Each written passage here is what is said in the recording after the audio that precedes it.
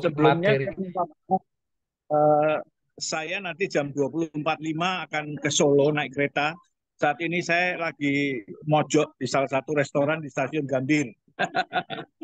Oke, Ya, teman-teman, saya minta izin nantinya untuk saya matikan videonya sambil saya akan sharing nanti materinya. Baik, Pak Adit, mungkin dari materi saya bisa tolong dipandu dari oke. admin eh, materi materi presentation saya. Oke, baik, saya akan buka materinya. Sebentar, Pak.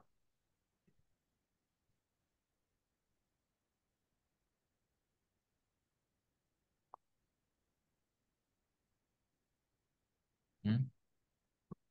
Ya, kita start dari halaman yang paling awal ya, Pak. Ya, Mungkin bisa dikontrol L supaya bidangnya bisa sebentar. lebih luas. Oke, nah ini sudah. Oke, silakan Pak Budi. Iya, jadi judul yang diberikan kepada saya adalah gimana caranya kita bisa ngelola utang. Bisa nggak sih utang itu kita kelola gitu ya? Karena kebanyakan orang yang utang itu dia nggak bisa apa-apa gitu. Ya, terutama yang belakangan itu adalah utang pinjol yang paling paling rame ya. Nanti kita akan bahas.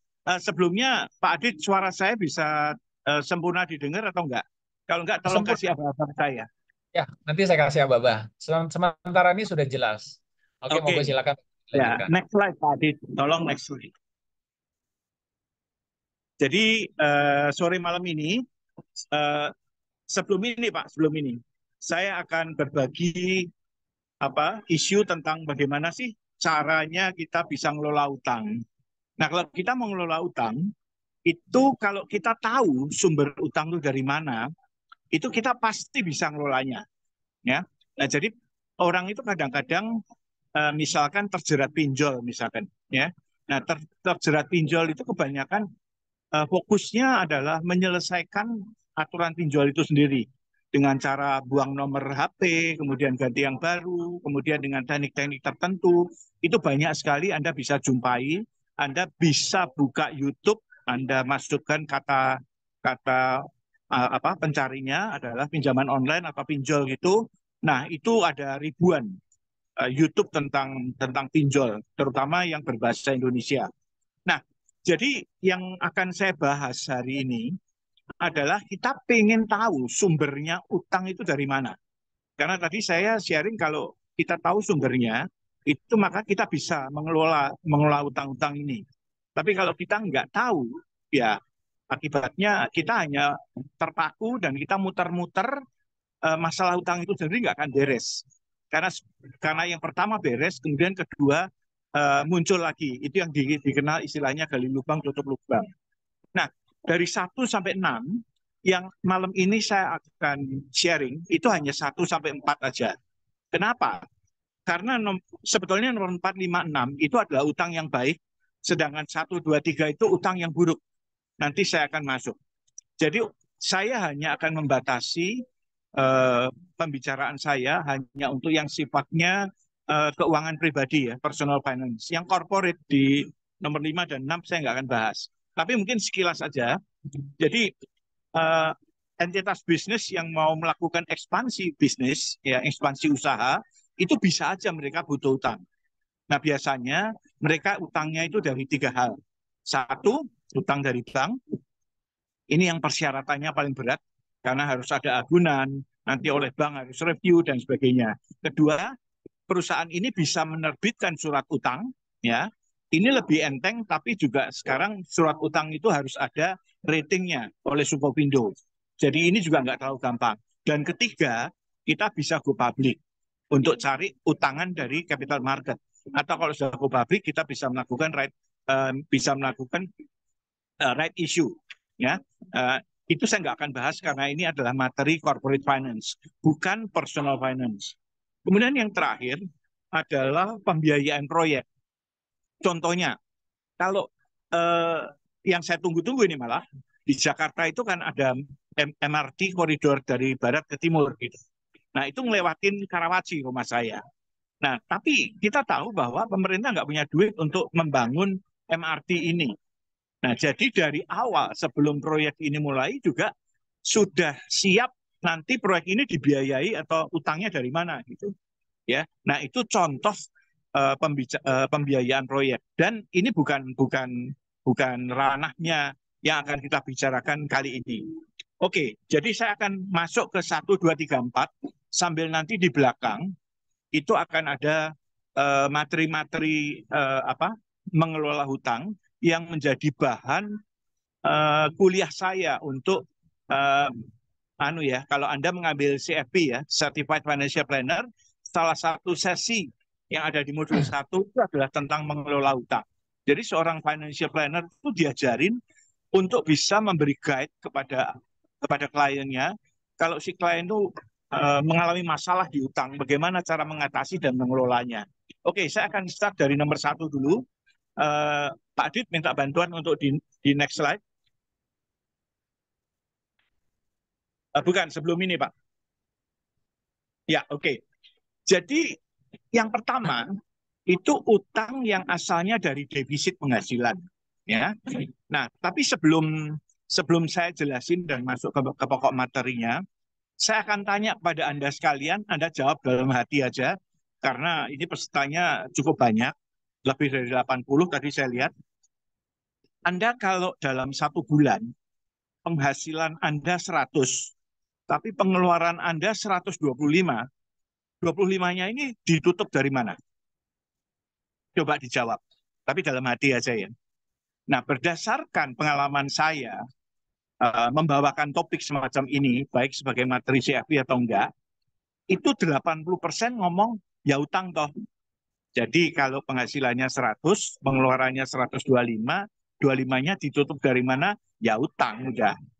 Itu memang cara paling gampang, ya. Nah, jadi kita sekarang masuk ke pembahasan secara terstruktur ya. Jadi memang saya ini kan dosen ya. Jadi mungkin materi yang saya share hari ini itu sifatnya seperti textbook gitu. Tapi bagi Anda seorang financial educator atau Anda seorang financial planner ya, hal ini bisa membuat Anda kira-kira punya struktur gitu ya, punya mindset kalau memperbaiki ini atau memberi nasihat ini itu mana yang mesti kita bicarakan dulu. Oke, jadi definisinya dulu. Defisit keuangan, defisit itu sendiri artinya adalah kalau dalam satu periode, bisa saja 1 bulan atau 1 tahun, itu penghasilan kita itu lebih kecil dari pengeluaran. Jadi pengeluarannya lebih gede. Kalau penghasilannya lebih gede namanya surplus, ya. Jadi kalau defisit itu artinya tekor. Itu dulu definisinya.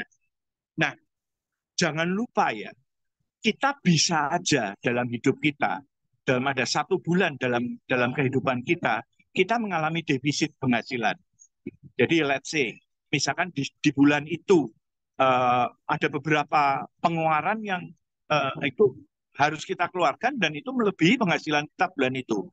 Entah itu pas musim anak sekolah, beli ini, beli itu, pas itu baru aja pindah rumah baru, butuh perabotan, pas ada yang sakit, yang kecelakaan, sehingga harus keluar biaya lebih banyak dan sebagainya. Defisit itu umum terjadi dan itu bukan salah Anda. Ya, nah jadi sangat mungkin. Tapi kalau defisit ini dibiarkan berlarut-larut, defisit ini secara natural itu adalah sumber dari hampir semua masalah keuangan. Jadi ingat-ingat ini. Jadi masalah keuangannya apa? Kepepet bayar kewajiban. Kewajiban itu bisa kewajiban uang sekolah, kewajiban bayar HP, bayar listrik, terus kewajiban ditagih pinjol dan sebagainya. Nah, itu karena defisit yang dibiarkan berlarut-larut. Kalau cuma sekali aja defisit, dan sebagai seorang perencana keuangan, selalu kita menganjurkan klien itu punya yang namanya dana darurat. Nah, dana darurat ini bisa menutupi defisitnya. Tapi ya biasanya kalau seseorang sampai terjerat pinjol, utang sana sini, gali lubang tutup lubang, itu biasanya daruratnya zero, dana daruratnya zero, nggak ada sama sekali. Ya, nah oke. Jadi yang Anda harus ingat pertama-tama adalah jangan sampai defisit ini dibiarkan berlarut-larut. Karena defisit yang berlarut-larut itu adalah sumber dari hampir semua masalah keuangan. Baik itu keuangan keluarga Anda, keuangan perusahaan Anda, bahkan keuangan negara sendiri. Itu karena defisit yang berlarut-larut. Ya, oke. Kemudian defisit ini harusnya yang benernya itu ditutup itu dari dana darurat gitu. Ya, jadi dana darurat itu perannya nggak hanya untuk kalau kita kehilangan penghasilan aja. Ya, dana darurat itu peran paling penting adalah kalau kita kehilangan penghasilan. Artinya pada saat kita dipecat dari perusahaan atau kita kehilangan pekerjaan karena krisis ekonomi, ini adalah dana yang bisa menggambarkan berapa bulan kita bisa hidup kalau kita nggak punya penghasilan. Jadi artinya apa? Kalau dana daruratmu itu makin besar, jadi Anda bisa hidup lebih lama tanpa penghasilan. Ya, jadi demikian urgennya dana darurat ini. Nah, jadi saya sedang mengembangkan konsep tentang 3 macam proteksi dan 4 macam dana. Jadi namanya konsep 3 proteksi dan 4 dana. Saya singgung sekilas saja. 3 proteksi itu adalah 1, proteksi kesehatan, 2, proteksi jiwa, proteksi kalau meninggal, ya, dan ketiga proteksi aset. Ya, semuanya ini bisa diatasi dengan kita beli asuransi. 3 macam dana itu apa aja? 1 adalah dana darurat. Yang paling penting, urutannya jangan diubah-ubah ya. Tadi juga, proteksi yang paling penting adalah proteksi kesehatan. Secara basic Anda sudah dapatkan dari BPJS Kesehatan. Karena itu wajib sifatnya. Ya, kemudian dana yang kedua setelah dana darurat adalah dana investasi. Artinya kalau dana darurat ini sudah Anda sediakan, Anda masih punya surplus. Surplus ini investasikan. Karena kalau ditaruh di bank, yang kaya banknya, bukan Anda. Ya, karena Anda cuma dapat rendemen atau return itu cukup kecil kalau kita taruh di bank. Ya, kita mesti investasikan. Dana yang ketiga adalah dana pendidikan. Ya, nah tapi biasanya kalau dana investasi Anda sudah bisa punya, dana pendidikan itu bisa ikut nebeng. Tapi memang Anda perlu memperhatikan beberapa pengeluaran-pengeluaran khusus untuk membiayai pendidikan anak-anak Anda. Nah, kalau Anda nggak punya anak atau Anda jomblo, misalkan, ya dana pendidikan ini nggak butuh. Ya, dan dana terakhir adalah dana pensiun. Urut-urutannya jangan sampai salah. Dana darurat, dana investasi, dana pendidikan, dana pensiun. Nah, sebagai seorang perencana keuangan, perencanaan keuangan itu sebetulnya hanya berkutat terhadap 7 hal ini. Kecuali kalau Anda demikian kaya ya.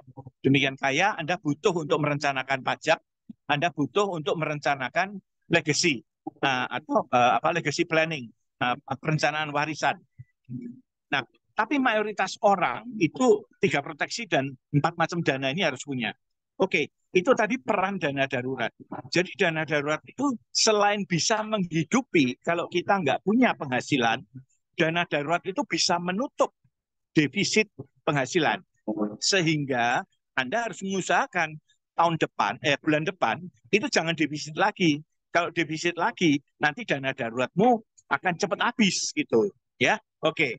Nah, kemudian next adalah bagaimana sih mengatasi defisit penghasilan. Nah, kalau kita lihat di gambar berikutnya, tolong Pak Adit kita bisa masuk ke slide berikutnya yang ada gambarnya, skema. Nah, di sini. Nah, skema ini agak saya ubah.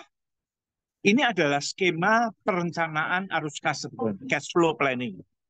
Di sebelah kiri itu menggambarkan yang warnanya hijau, itu kita ada cash flow masuk atau yang disebut penghasilan ya. Itu yang disebut penghasilan. Cash flow masuk itu yang kita sebut penghasilan ya. Nah, dikurangi yang merah-merah warnanya itu yang disebut cash flow keluar atau pengeluaran kita. Nah, yang benar sih kalau hijau dikurangi yang warnanya merah, yang hijau itu dikurangi yang warnanya merah, harusnya yang kuning itu sifatnya positif. Nah, kalau yang kuning positif, jadi namanya surplus. Tapi kalau arus kas keluar lebih besar dari arus kas masuk, kuning-kuning ini namanya jadi defisit. Dan lihat di gambar di situ, kalau defisit itu solusinya ada 2. 1, mengurangi aset. Tadi dana darurat itu aset Anda. Jadi kalau defisit itu ditutup dari dana darurat dulu. Jadi mengurangi aset dulu. Jangan buru-buru utang.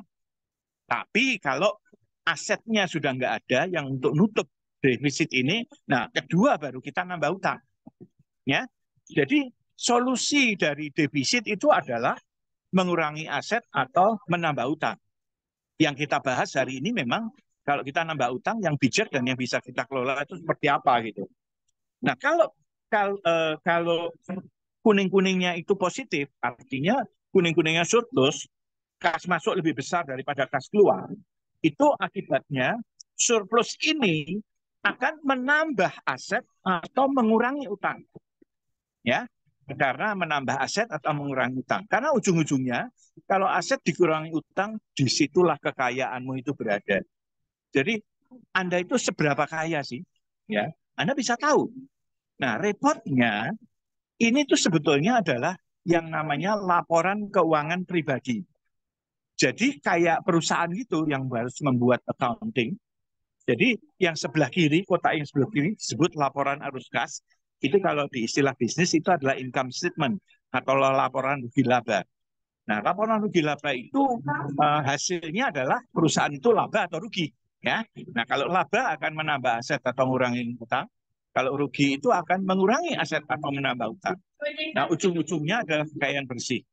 Kalau ini neraca pribadi, kekayaan bersih ini adalah ya itu kekayaan kita gitu ya, kekayaan kita. Dan kalau Anda nggak punya kekayaan Anda bisa minus misalkan karena utangnya lebih besar dari aset, ya hidup Anda itu pasti penuh derita gitu ya. Kehidupan Anda penuh derita. Nah, tapi Anda bisa lakukan ini kalau Anda mencatat. Kalau Anda mencatat semua penghasilan, semua pengeluaran, dan penghasilan pengeluaran ini mempengaruhi aset kita, nambah atau mengurangi aset kita, atau nambah atau mengurangi utang kita. Tapi ya orang-orang yang melakukan pencatatan keuangan pribadi itu nggak banyak, ya nggak banyak.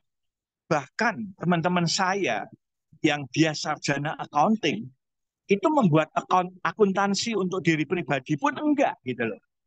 Nah tapi kalau dia dikasih tahu, kamu kalau mau ngelola duitmu pribadi, kamu catat.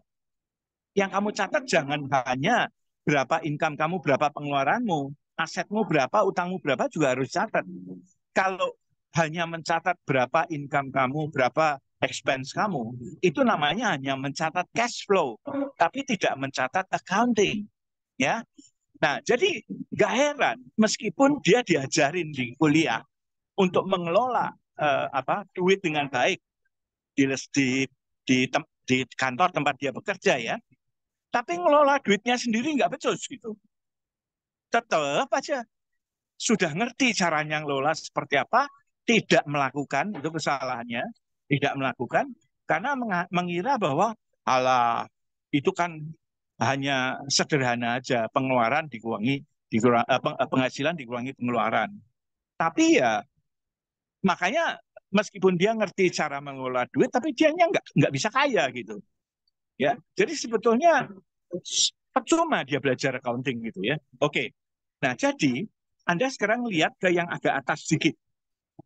Mungkin Anda jarang dengar kata-kata pengeluaran pasif. Yang Anda sering dengar adalah penghasilan pasif atau passive income. Jadi kalau passive income itu garisnya atau panahnya itu agak ke atas sedikit ya. Mulainya dari yang kuning-kuning itu jumlah aset, berakhirnya di arus kas masuk. Karena kalau penghasilan pasif itu adalah penghasilan yang didapat dari aset kita yang bekerja untuk kita menghasilkan income. Jadi aset kita ini atau uang kita itu bekerja untuk kita untuk menghasilkan tambahan penghasilan buat kita. Contoh yang paling jelas, Anda punya uang, Anda depositokan di bank, Anda dapat bunga deposito setiap bulan.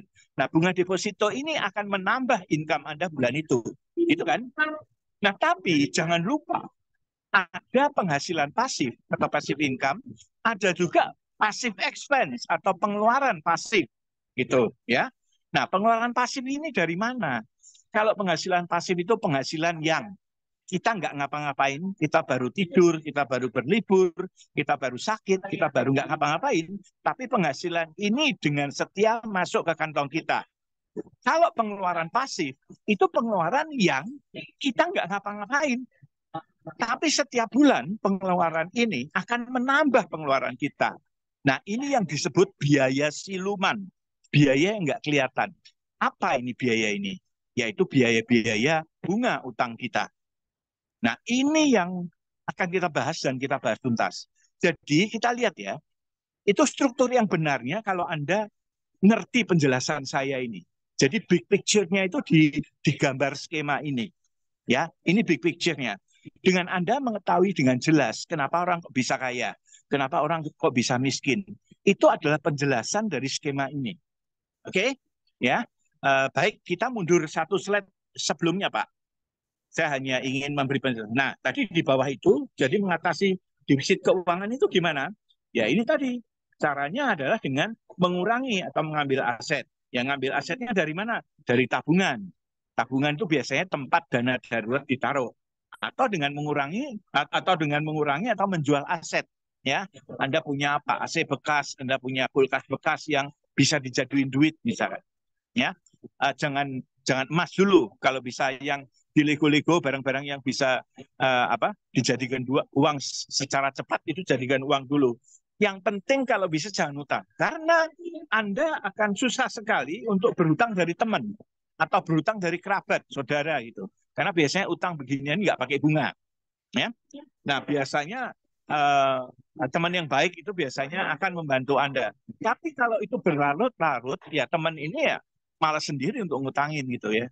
Ya. Nah, utang yang berikutnya adalah utang dari lembaga keuangan yang memang kerjaannya ngasih utang. Nah, lembaga keuangan yang biasanya ngasih utang ini pasti pakai bunga. Nah, tergantung bunganya kecil atau besar. Itu di belakang nanti kita bahas. Oke, Pak Adit, kita 2 slide ke depan sekarang. Jadi setelah tadi utang yang pertama itu asalnya dari adanya defisit keuangan. Jadi bulan ini tekor, Anda tutup dari utang karena Anda nggak bisa jual aset lagi, tabungan habis, dana darurat juga nggak ada. Nah, utang yang kedua itu bisa aja kalau Anda kepepet bayar kewajiban. Mungkin kewajibannya kepepetnya ini kewajibannya kewajiban yang baik ya. Jadi contohnya ya, pas ada keperluan bayar rumah sakit, pas ada keperluan untuk renovasi rumah, karena hujan deras itu atapnya jebol, rumah itu mesti direnovasi, mesti cepat-cepat ditutup. Akibatnya ada beberapa kewajiban, kewajiban nyicil KPR, kewajiban bayar sekolah anak, kewajiban untuk bayar tagihan listrik dan sebagainya, itu tertunda karena Anda nggak punya cash flow. Ya, jadi nggak selamanya Anda kepepet bayar kewajiban ini negatif gitu. Nah sekarang kalau Anda kepepet bayar kewajiban dalam jangka waktu pendek ini, apa yang mesti kita sikapi coba? Nah saya akan sharing dulu ya. Kalau kapan sih Anda kepepet bayar kewajiban ini? Satu tentunya kalau dana darurat habis, artinya tabunganmu juga sudah nggak ada lagi, udah tinggal beberapa ratus rupiah atau 1.000 rupiah gitu, ya. Dana daruratnya habis, itu kepepet Anda pasti, karena ada kewajiban-kewajiban yang harus Anda penuhi berikutnya. Terus kemudian juga kadang-kadang ada kebutuhan likuiditas mendesak. Nah, ini yang tadi saya jelasin. Jadi nggak hanya kalau ini ditagih pinjol, ya. Jadi kebutuhan likuiditas mendesak itu bisa saja karena Anda tadi harus keluar biaya pengobatan yang mendesak, harus memperbaiki rumah yang ngerti-ngerti bocor karena hujan deras dan sebagainya. Nah, Anda butuh likuiditas mendesak. Dan jangan lupa, ya, pilihannya kadang nggak banyak. Tetapi dengan pinjol, pilihannya bisa digampang. Jadi kadang-kadang ya pinjol ini jadi solusi. Cuman masalahnya mereka yang ngambil pinjol itu nggak ngerti kalau minjol, beda ada pinjol sama minjol ya. Pinjol itu minjem online. Kalau minjol itu ada konsekuensinya, nanti kita bahas belakangan. Ya.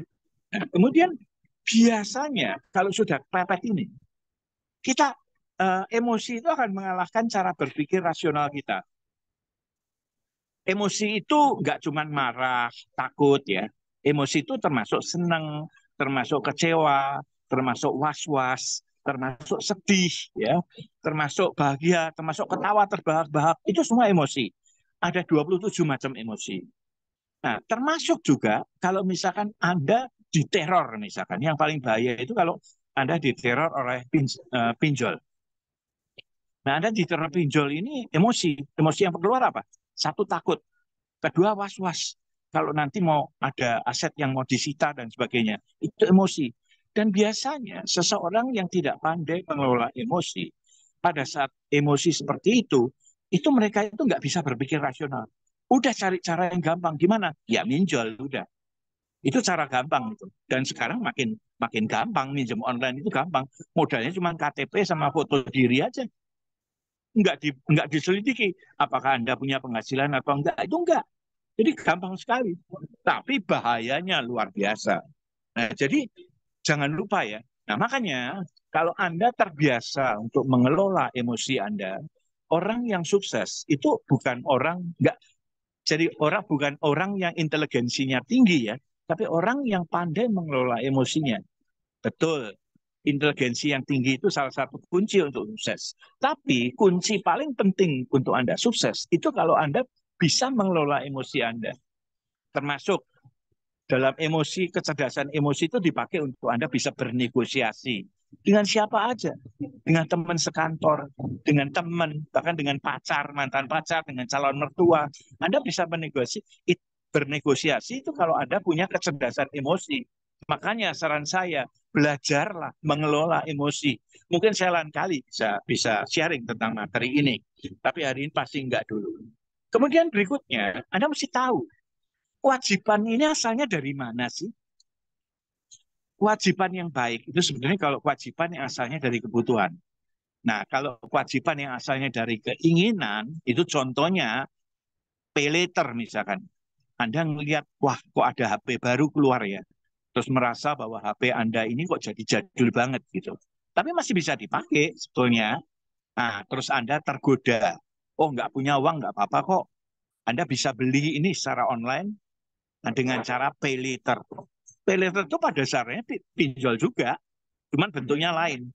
Kalau yang pinjaman online itu karena ada kebutuhan likuiditas mendesak yang kita bahas sekarang. Dan kalau pay later itu biasanya karena Anda membeli sesuatu. Anda mengkonsumsi sesuatu. Tapi dua-duanya sama aja pinjaman online. Bentuknya aja beda. Ya. Nah, jadi oh ya, saya mesti jelasin ya. Anda tahu bedanya kebutuhan sama keinginan nggak? Kalau kita lapar, kita butuh makan memang. Ya, cuman kita makan apa? Kita mau makan nasi yang sederhana di warung Tegal, di warteg, atau kita bisa milih ke restoran yang cukup menengah atau ke restoran yang mahal. Nah, kalau pilihannya sudah itu udah ke restoran yang mana, itu pilihannya udah keinginan, ya. Demikian juga Anda haus, minum ya air putih. Bahkan minum air itu Anda boleh minta kan, atau beberapa tempat menyediakan air putih gratis. Tapi kalau Anda minumnya sudah mau bir, Anda mau minumnya mau soft drink dan sebagainya, nah itu namanya Anda sudah masuk ke keinginan untuk menutupi kebutuhan Anda. Nah, jadi keinginan ini gimana caranya Anda bisa kendalikan? Sekali lagi, balik lagi ke emosi, ya. Karena hari gini itu banyak sekali promo-promo yang menggoda kita. Nanti kita bahas ya kalau kita tergoda konsumsi. Itu di topik berikutnya. Nah, jadi Anda mesti tahu kewajiban ini asalnya dari mana. Memang kalau kewajiban yang asalnya dari kebutuhan, bayar uang sekolah misalnya, bayar listrik misalkan, ya, kalau itu dianggap kebutuhan. Nah, Anda punya kewajiban yang untuk menutup kebutuhan ini. Nah, ini yang harus dipenuhi terlebih dahulu. Ya, kalau bisa, yang keinginan-keinginan itu nanti dulu deh. Kalau kita ada sisa lebih, nah baru. Ya, sekali lagi, kunci utamanya adalah pengendalian diri Anda. Ya, oke. Tapi Anda bisa saja protes. Pak Budi nggak menjawab masalah saya. Masalah saya sudah kadung minjol. Terus saya punya problem. Oke, kita bahas belakangan ya. Nah, terus kemudian kalau Anda sampai kepepet bayar kewajiban, Anda itu jangan sampai gali lubang, tutup lubang. Artinya untuk bisa memenuhi kebutuhan ini, Anda kepaksa cari utangan atau Anda cari likuiditas di tempat lain gitu. Nah, kalau bisa jangan gitu. Ya. Nah, terus gimana? Lah kan harus hidup. Kalau terpaksa untuk kebutuhan hidup, Anda boleh melakukan utang. Tapi setelah itu jangan dibiarkan. Anda mesti berupaya untuk menutup utang itu. Jangan sampai utang ditutup dengan utang yang lain. Itu adalah gali lubang, tutup lubang yang paling parah. Nah, tentunya solusi yang paling gampang itu yang paling belakangan ini. Paling gampang solusinya. Ya minjol udah. Gampang sekali. Ya, asal Anda punya HP, Anda punya KTP, dan Anda mau foto KTP dengan wajah Anda di situ, sudah. Perkara Anda punya penghasilan atau nggak punya penghasilan, nggak perlu. Anda bisa minjem, bisa dapat penghasilan. Cuman, mari kita bahas slide berikutnya. Pinjaman online ini isunya apa? Ya. Nah, di next slide, saya akan menjelaskan ini. Mayoritas problem utang yang terbesar saat ini, dan ini demikian parah sudah, itu adalah dari minjol ini. Nah, pinjaman online ini, kenapa kok laris sekali? Karena minjol itu prosedurnya gampang, tadi saya sudah jelasin. Anda nggak punya penghasilan, itu pun bisa dikasih. Gitu. Ya, asal status Anda itu nggak blacklist di Bank Indonesia. Ya, pinjol-pinjol itu sekarang, terutama yang legal ya, dia bisa ngecek Anda itu punya problem nggak, di blacklist nggak oleh Bank Indonesia. Gitu. Nah, pada saat Anda masih muda, Anda misalkan masih mahasiswa, baru aja lulus kuliah, cari kerja nggak dapat kebutuhan, mau minta orang tua nggak enak karena udah jadi sarjana. Anda terjerumus dalam pinjol. Nah, ini adalah kesalahan besar. Anda mesti cepat-cepat bertobat. Tapi kalau Anda kesalahannya itu adalah Anda minjem online, itu untuk beli aset kripto. Karena katanya Bitcoin itu kenaikannya luar biasa. Anda Anda minjol itu untuk masuk dalam satu investasi yang returnnya bagus sekali. Ya, tapi jangan lupa return yang bagus itu biasanya risikonya juga gede. Ya, terus kemudian Anda tertarik dengan judi misalkan. Judi itu bisa menghasilkan bisa cepat kaya karena judi. Nah, nggak punya duit, paling gampang minjol. Ini adalah tindakan yang salah besar. Anda kalau melakukan tiga tindakan ini, artinya mau investasi dengan return besar sekali, yang risikonya sangat besar, Anda mau berjudi, Anda mau beli aset kripto, Anda mesti cepat-cepat bertobat, Anda harus segera stop ini. Ya, terus nanti problem Anda yang sudah terjadi, oke, ikutin belakangan. Ya, nah terus kemudian ada dua isu. Pinjol itu ada pinjaman online, itu ada yang legal dan ada yang ilegal. Ilegal itu jauh lebih banyak daripada yang legal. Ya. Nah, kemarin itu sebelum Pak Mahfud MD itu nyalon sebagai wapresnya Pak Ganjar Pranowo sebagai Menko Polhukam, itu Pak Mahfud MD sudah pernah memberikan statement bahwa kalau kita minjol di tempat yang ilegal, itu kita nggak usah bayar. Betul, memang itulah yang berlaku. Nah, terus masalahnya gimana Anda bisa tahu mana pinjol yang legal dan mana pinjol yang ilegal? Anda bisa nanya ke OJK. Karena OJK-nya itu di bawah itu sudah ada dia. Anda di situ bisa kontak ke Satgas Pasti. Dulu ini namanya Satgas Waspada Investasi, SWI ya. Sekarang sudah diganti Satgas Pasti. Pastinya tuh saya lupa singkatan dari apa. Kalau nggak salah, pasti itu pemberantasan aktivitas apa gitu. I-nya itu ilegal. Ya.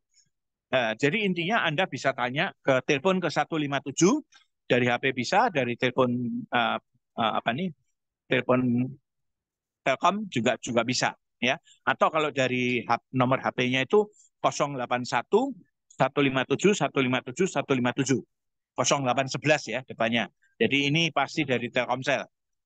Jadi ingat-ingat nomornya selain 157 itu kalau mau telepon dari HP atau dari WA ya, itu bisa ke 081 157 157 157. Anda tanya situ. Tanya, apakah pinjol ini pinjol ilegal. Tapi ya, Anda biasanya nggak tahu nama pinjolnya apa. Anda mesti nanya. Nah, biasanya kalau ditanya, dia nggak mau memberikan nama pinjolnya. Itu pasti pinjol ilegal. Kalau pinjol ilegal, itu Anda bisa ngecek. Ya. Terus sekarang, oke. Anda sekarang Anda minjolnya di pinjol yang bukan ilegal, pinjol legal. Karena kalau pinjol ilegal, langsung udah abaikan, Anda nggak usah bayar. Nah, cuman memang pinjol ilegal itu kalau menteror, itu gila-gilaan. Karena kalau pinjol legal, Anda diteror, Anda bisa lapor ke OJK. Lapornya ke OJK ya, bukan ke polisi. Polisi nggak mau nangani lagi yang masalah pinjol-pinjol ini. Ya, nah jadi Anda mesti lapor ke OJK ke yang tadi, 157 tadi itu. Nah, jadi Anda bisa lapor kalau sebabnya kalau dia pinjol yang legal, dia melakukan aktivitas penagihan itu di luar prosedur, Anda bisa lapor ke OJK. Tapi Anda mesti punya bukti ya. Anda diteror direkam, jangan lupa nggak direkam. Ya, ya Anda matiin dulu, nanti dia kan hubungin lagi. Nah, setelah itu Anda rekam. Ya, atau Anda bisa melakukan screenshot kalau Anda sampai di WA dan diancam macam-macam dan sebagainya. Ya, nah jadi jangan lupa pinjol ilegal itu kalau menteror itu gila-gilaan. Kalau pinjol legal itu melakukan teror, tetap melakukan teror menurut saya karena sudah mengintimidasi. Ya, itu masih dalam rambu-rambu yang oke. Oke, sekarang ceritanya Anda minjem dari pinjol yang legal. Ya, asumsi saya. Nah, jadi Anda mesti tahu biaya-biaya apa yang menyebabkan pinjol ini Anda utangnya 5 juta, tagihannya kok bisa di atas 10 juta. Nah, Anda mesti tahu biaya-biaya apa yang ada di pinjol ini. Satu tentunya biaya utang, biaya bunga utang. Biaya bunga utang ini biasanya sifatnya flat, bukan efektif. Nah, Anda di sini, tapi sebagai seorang financial educator, sebagai seorang financial planner, Anda mesti tahu ya, bedanya bunga flat sama bunga efektif itu apa. Bunga flat itu jauh lebih sadis daripada bunga efektif. Tak jelasin sebentar ya, tak jelasin sebentar. Bunga efektif itu bunga yang, kalau misalkan Anda ambil KPR, ya, Anda ambil KPR, kemudian bulan pertama Anda nyicil. Pada saat Anda nyicil, komponen cicilan Anda itu ada dua. Satu komponen bunganya yang harus Anda bayar setiap bulan, dan satu komponen yang bisa mengurangi hutang pokok. Artinya begitu Anda mencicil, itu bunganya pasti bulan itu harus dibayar, ya, harus dibayar bunga itu. Dan kemudian ada bagian kecil yang akan mengurangi komponen hutang pokok. Kalau nyicilnya sudah lama, itu bunganya sudah makin kecil dan komponen hutang pokok yang berkurang ini makin besar. Ya, jadi kalau sudah mendekati lunas itu bunganya kan sudah kecil. Nah, tapi kalau pinjaman yang sifatnya flat itu nggak peduli. Anda sudah mencicil bulan ke-10, bulan ke-20 dan sebagainya. Itu bunganya tetap dihitung dari pada saat pokok pertama kali Anda utang. Nah, hati-hati ya. Nah, jadi saya nggak sempat jelasin secara hitungan. Nah, Anda di sini mesti pelajari lebih mendalam ya.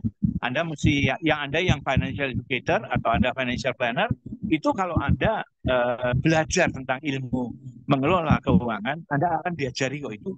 Pelajarannya ada di time value of money ya. Kebetulan modul time value of money itu yang bikin saya ya. Oke. Nah, itu yang pertama, bunganya flat dan ada bunganya pasti. Nah, pinjol ilegal bunganya nggak ada yang ngatur, gila-gilaan. Bunganya sehari bisa 1%, bisa 2% sehari. Artinya sebulan bisa 30%, bisa 50%. Nah, kalau pinjol legal, bunganya tuh diatur. Tapi setelah diatur pun, kalau 3% sih pasti lebih per bulan. Ya, artinya kalau setahun itu 36% lebih. Dan bahkan bisa sampai 5%. Ya, jadi pinjol yang legal pun itu meskipun bunga diatur, tapi bunganya lebih gede dan lebih besar dari pinjaman kartu kredit. Ya, nanti kita bahas sedikit ya tentang kartu kredit di belakang. Karena kartu kredit itu juga salah satu solusi untuk kita minjem dan itu bisa menyebabkan kewajiban juga. Terus dalam pinjol ini ada yang namanya biaya administrasi. Nah macam-macam ya. tadi saya sudah jelasin bahwa pay later itu adalah bentuk lain dari pinjol, yaitu pinjol yang didapat karena Anda itu membeli sesuatu, bayarnya bisa belakangan, pay later itu. Nah, termasuk juga kadang-kadang begini ya, mohon maaf ya, saya bukan mau menyinggung kaidah-kaidah yang diperlakukan oleh salah satu agama, dalam hal ini adalah agama Islam. Di Islam itu, kalau Anda seorang Islam yang istilahnya taat dan sebagainya, itu kan Anda nggak boleh melakukan aktivitas yang ada ribanya, ada bunganya. Ya.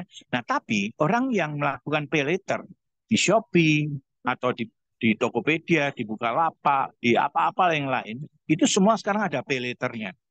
Nah, di pay later itu Anda nggak pakai bunga, ya. Terus kemudian juga kadang-kadang pinjaman yang bunganya 0% dan sebagainya, supaya dikatakan, oh Anda tidak melanggar riba. Ini kita minjemin itu nggak pakai riba. Tapi mereka berkedok biaya administrasi. Kalau itu biaya administrasi, secara agama Islam yang saya tahu ya, mungkin saya bisa salah, itu nggak apa-apa. Ya, nah jadi ingat-ingat ada biaya administrasi. Nah, biaya kalau Anda pernah nyoba nggak sih?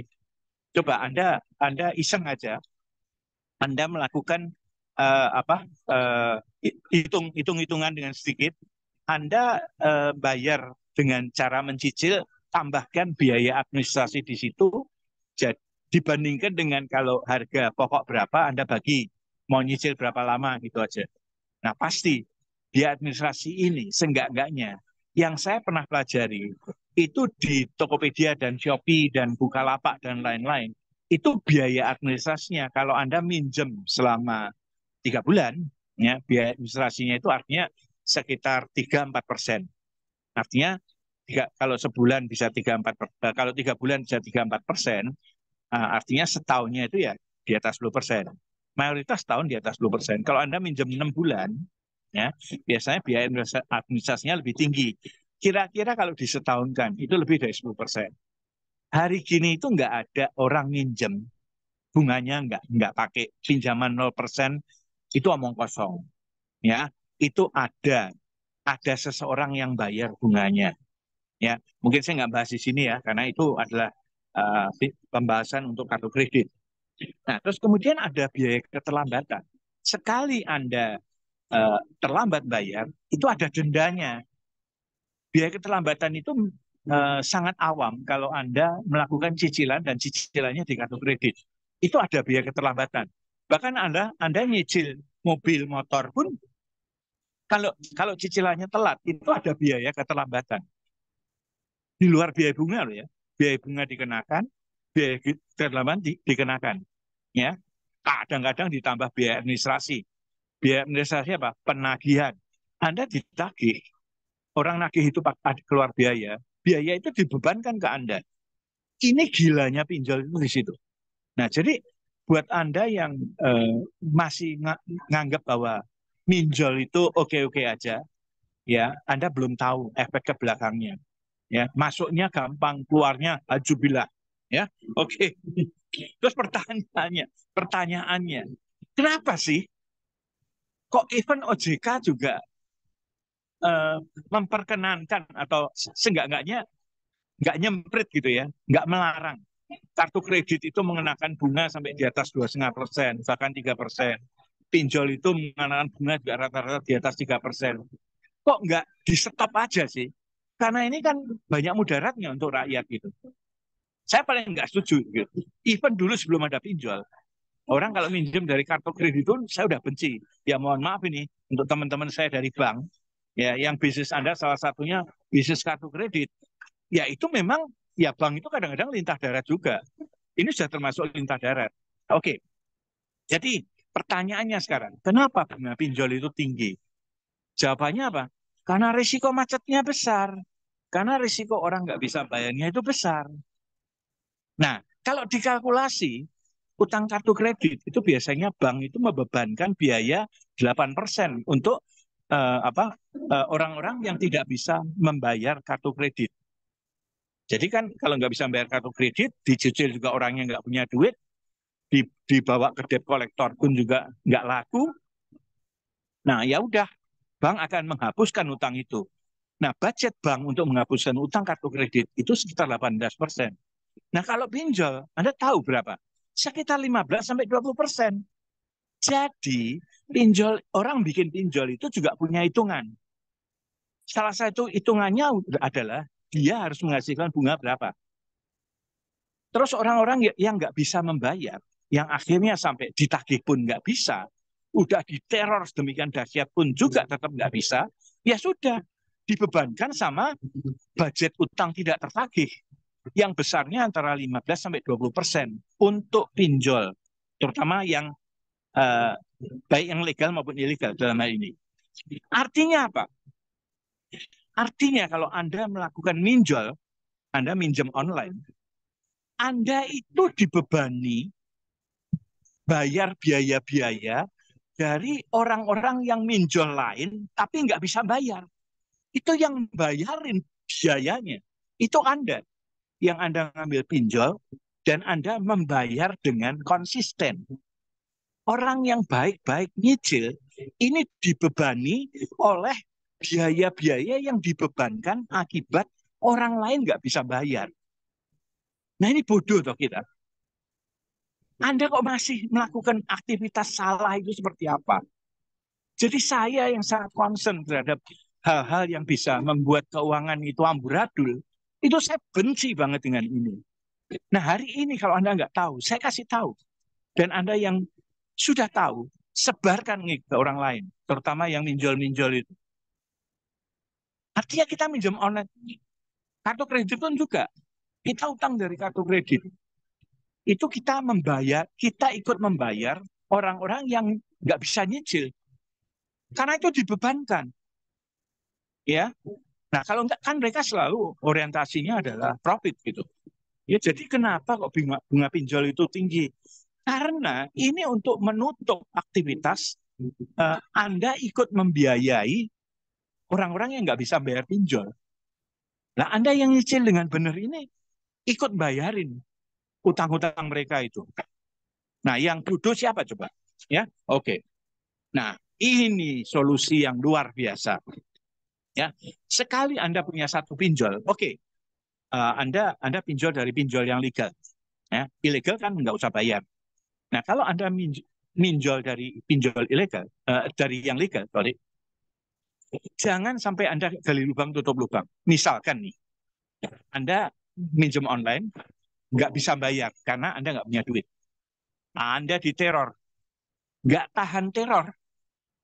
Terus Anda minjol lagi di tempat lain supaya terornya selesai. Tapi karena memang Anda nggak punya duit, di pinjol yang berikutnya ini Anda nantinya nggak bisa bayar lagi, diteror lagi. Dan kita nggak tahu terornya lebih besar atau enggak. Tapi yang jelas, kalau tadinya Anda utangnya itu 5 juta, ya, Anda diteror itu biasanya sampai utangnya sudah 8-10 jutaan. Let's say sudah 10 juta. Nah, Anda terpaksa membuat utang pokok lagi ke pinjol kedua. Itu 10 juta utangnya. Oke, dari pinjol yang pertama ketutup. Anda utang lagi 10 juta. Tapi karena Anda nggak punya utang, Anda diteror lagi kan? Nggak tahan lagi. Anda melakukan minjol yang ketiga. Dan minjol yang ketiga, utang pokok Anda 10 juta. Itu sudah jadi 15-20 juta. 2 kalinya lah, let's say. Nah, Anda pada saat utang yang ketiga, sudah harus utang pokok Anda 20 juta. Kebayang nggak? Coba. Aktivitas ini sangat salah. Jadi caranya gimana? Sudah pinjol yang pertama, yang Anda minjam 5 juta, ditambah bunga, ditambah biaya-biaya lain, dan sebagainya, jadi 10 juta, let's say. Udah, biarkan berbunga, udah. Tapi Anda hanya minjem dari satu pinjol yang sama. Anda diteror? Iya. Emangnya kalau kita minjol lagi yang lain, Anda nggak diteror? Pasti diteror juga. Nah, jadi itulah kata-kata manis inilah. Pinjol ini biarkan berbunga, tapi jangan beranak. Kalau Anda ngambil pinjaman online dari pinjol yang ketiga, kedua, dan seterusnya, itu pinjolnya udah beranak. Dan begitu pinjol ini beranak, Anda menutupi problem sesaat ini dengan pinjol lagi, itu makin gila lagi. Dan ingat, utang pokok Anda makin banyak. Nah, kalau Anda biarkan ini berbunga, seenggak-enggaknya utang pokok Anda itu cuma 5 juta. Dan kalau utangnya 5 juta, Anda mau selesaikan dengan baik-baik karena nggak pengen diteror lagi. Anda bisa nego kok. Ingat, ini pinjol legal ya. Karena pinjol ilegal Anda nggak usah bayar. Pinjol yang legal. Nah, kalau Anda nego dengan pinjol legal itu gimana? Jadi biasanya kalau dengan pinjol legal Anda negosiasi, itu biasanya Anda tetap harus membayar. Kan? Ya Anda bayarnya utang pokok Anda yang 5 juta tetap harus dibayar. Terus dengan bunganya. Biasanya mereka bisa menghapuskan biaya administrasi, biaya keterlambatan itu mereka hapuskan. Asal bunganya Anda bayar. Nah bunga pun kadang-kadang kalau bisa ditawar Anda tawar. Gitu. Nah dari sisi kacamata si pinjol legal, ya itu mereka mikir daripada nggak bisa tertagih, nanti ini orang juga problemnya dari belakangan. Tapi biasanya pinjol legal ini menyarankan Anda untuk cari pinjaman tempat lain supaya pinjamannya segera tertutup. Nah ini salah besar. Nah kalau bisa Anda rekam itu, ya Anda laporkan ke OJK melalui 157 tadi itu, ya. Nah jadi Anda bisa laporkan ini kalau mereka memberi nasihat yang nggak baik. Jadi sekali lagi, ya sebetulnya cara ngatasin pinjol kalau sudah terlanjur adalah biarkan berbunga, tapi jangan sampai beranak. Ini saya ulangi berkali-kali, ya. Terus kemudian pinjol itu tadi saya sudah bahas ya, pinjol itu bisa dinegosiasikan kok. Jadi biasanya as long as dia pinjaman pokoknya yang dipinjamkan ke Anda balik, bunganya dia tercover, dia kan ada cost juga, ya. Bunganya bisa tercover, itu oke kok. Nggak sampai membuat pinjaman Anda beranak pinak sehingga hutang pokoknya yang tadinya 5 juta, kalau Anda minjol sampai yang ke-10 itu bisa lebih dari 50 juta utangnya. Utang pokoknya, belum bunganya. Ya. Dan tentunya kalau hutang pokoknya makin gede, bunganya makin gede. Ya. Itu kira-kira saran saya. Ya. Tadi Satgas pasti yang 157 saya sudah bahas. Oke, saya masuk ke slide berikutnya. Anda sekarang ngutang karena ada godaan konsumsi. Nah, ini mayoritas adalah pay later. Hari gini, semua yang jualan online, toko online itu nggak ada yang ngasih kebutuhan, nggak ada yang ngasih uh, nggak ada pay later-nya. Semua ada. Nggak tahu siapa yang mempopulerkan kata-kata pay later ini. Ya, semua ada pay later-nya. Nah, pay later ini karena gampang sekali sudah.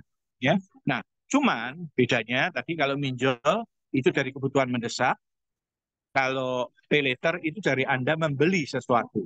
Ya, kemudian godaan yang lain adalah ada cicilan bunganya 0%. Omong kosong. Hari gini orang mau minjemin secara bisnis bunganya 0%, itu omong kosong. Ya, itu omong kosong. Pasti ada pihak lain atau seseorang yang pasti uh, apa, uh, membayar bunganya. Nah, siapa yang bayar bunganya? Satu, kalau Anda beli dari online shop, yang bayar bunganya itu biasanya yang jual. Nah, gimana caranya biaya tutup? Harganya dinaikin. Jadi, tapi juga kadang-kadang gilanya itu. Anda kalau tanya, Anda kalau bayar sekaligus gimana? Lebih murah enggak? Enggak. Bayar sekaligus juga segini.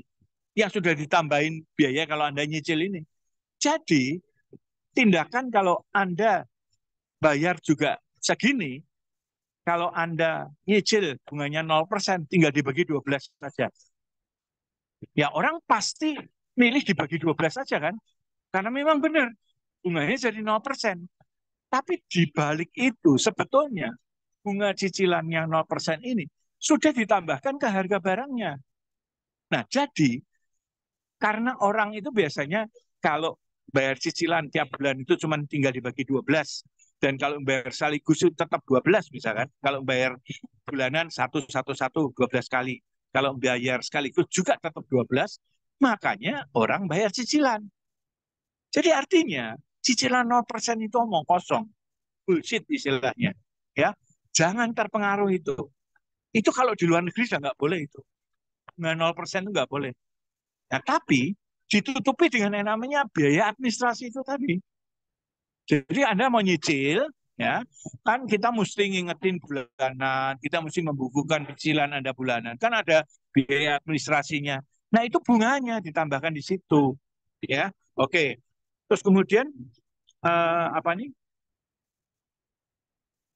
Orang sekarang kalau melakukan apa pinjaman untuk dikonsumsi, misalkan lihat-lihat di apalah, hampir semua apa nih hypermarket itu, entah itu hypermart, entah itu transmart, entah itu apalah itu, ya, entah itu apa toko-toko yang jual uh, jadi entah elektronik city kayak atau apa gitu ya, toko-toko yang jual elektronik itu, jual TV, kulkas, AC, ya, itu semuanya uh, naruh cicilannya itu lebih besar daripada kalau kita beli secara tunai. Coba deh, Anda kunjungin Electronic City aja. Saya pernah nanya sama mas-mas yang jaga di situ. Mas, ini yang gede ini biaya cicilan bulanannya ya. Cicilan berapa tahun? Ya, kebanyakan cicilan itu orang milih itu setahun atau 2 tahun. Nah, yang bawah kecil ini, kalau Anda beli cash itu senilai segitu. Nah, kalau Anda yang tahu cara ngitung time value of money, coba Anda balik itu. Kalau cicilannya segitu, yang tertera di price list yang ada di televisi itu, entah televisi, AC, kulkas dan sebagainya itu, ya, itu adalah payment bulanannya. Sedangkan apa uh, harga harga pokoknya kalau Anda bayar cash kan ada di situ. Itu sebagai present value-nya. Future value-nya nol karena Anda cicil nanti setelah kemudian hari saldonya harus nol. Terus kemudian Anda bisa tanya kan, jadi berapa periode? 12 bulan, 24 bulan. Jadi kalau Anda menggunakan kalkulator time value of money, Anda bisa hitung itu biaya berapa bunganya. Jadi ingat, itu bunga bulanan. Anda kalikan 12, itu ketemu biaya tahunannya. Anda bisa kaget nanti. Kalau ketemunya di situ di atas 36% atau di atas 40%. Itu buat Anda yang sudah ngerti konsep time value of money. Jadi kalau Anda seorang financial educator, Anda seorang financial planner, Anda harus tahu ini. Kalau nggak tahu, Anda tuh salah asuhan. Ya, Anda mesti belajar lagi. Karena ini yang membuat orang itu berhutang. Ya, oke. Jadi orang itu kalau nyicil sekarang itu, yang terutama yang nggak bisa ngitung time value of money, itu cuman cicilannya saya mampu kok bayar. Tapi dia lupa bahwa dia udah nyicil yang lain juga, termasuk cicilan rumah yang paling penting buat dia. Gitu. Nah jadi hari gini itu orang utang itu udah gampang sekali. Dan orang yang apa ini emosi ini, wah udah kepengen dia sudah bangga. Bangga itu emosi ya. Dia udah bangga. Wah, aku bisa beli ini. Meskipun nyicil, cicilannya bisa bayar kok saya. Gaji saya lebih dari itu kok penghasilan saya. Nah, ini repotnya di situ. Jadi hari gini orang beli dengan cicilan itu pakai feeling. Feelingnya bisa bayar kok. Tapi nggak pakai rasio. Kalau pakai rasio itu dihitung dengan time value of money. Nah, jadi itu kira-kira penjelasan saya untuk itu. Nah, sekali lagi, godaan konsumsi ini, itu Anda harus dikelola, karena godaan konsumsi itu asalnya dari mana? Dari emosi. Jadi, kalau Anda mau menyelesaikan hutang, hutang ini asalnya dari godaan konsumsi, Anda mesti bisa mengelola emosi Anda dulu. Nah, biasanya orang yang sampai kesulitan gini-gini sih, itu tipe-tipe orang yang nggak bisa mengelola emosi. Nah, orang nggak bisa mengelola emosi, cuman bahkan marah-marah saya yang menasihati. Aku udah gini kok, ya kamu bisa bantu saya atau enggak gitu loh. Saya pernah digituin sama orang gitu. Ya, kamu yang penting bisa membantu saya enggak. Jangan suruh-suruh saya untuk menahan godaan konsumsi. Saya ini sudah utang segini. Kamu bisa bantu saya enggak? Saya malah dimarahin seperti itu. Ya, oke. Nah, jadi Anda mesti milih tadi mana yang kebutuhan, mana yang keinginannya. Jadi salah satu cara yang gampang untuk menahan godaan konsumsi emosi, godaan konsumsi, itu adalah dengan cara kita emosi kita mesti bedain mana yang kebutuhan, mana yang keinginan. Jadi kalau kita lapar, ya kita makan harus, ya. Tapi yang oke-oke aja.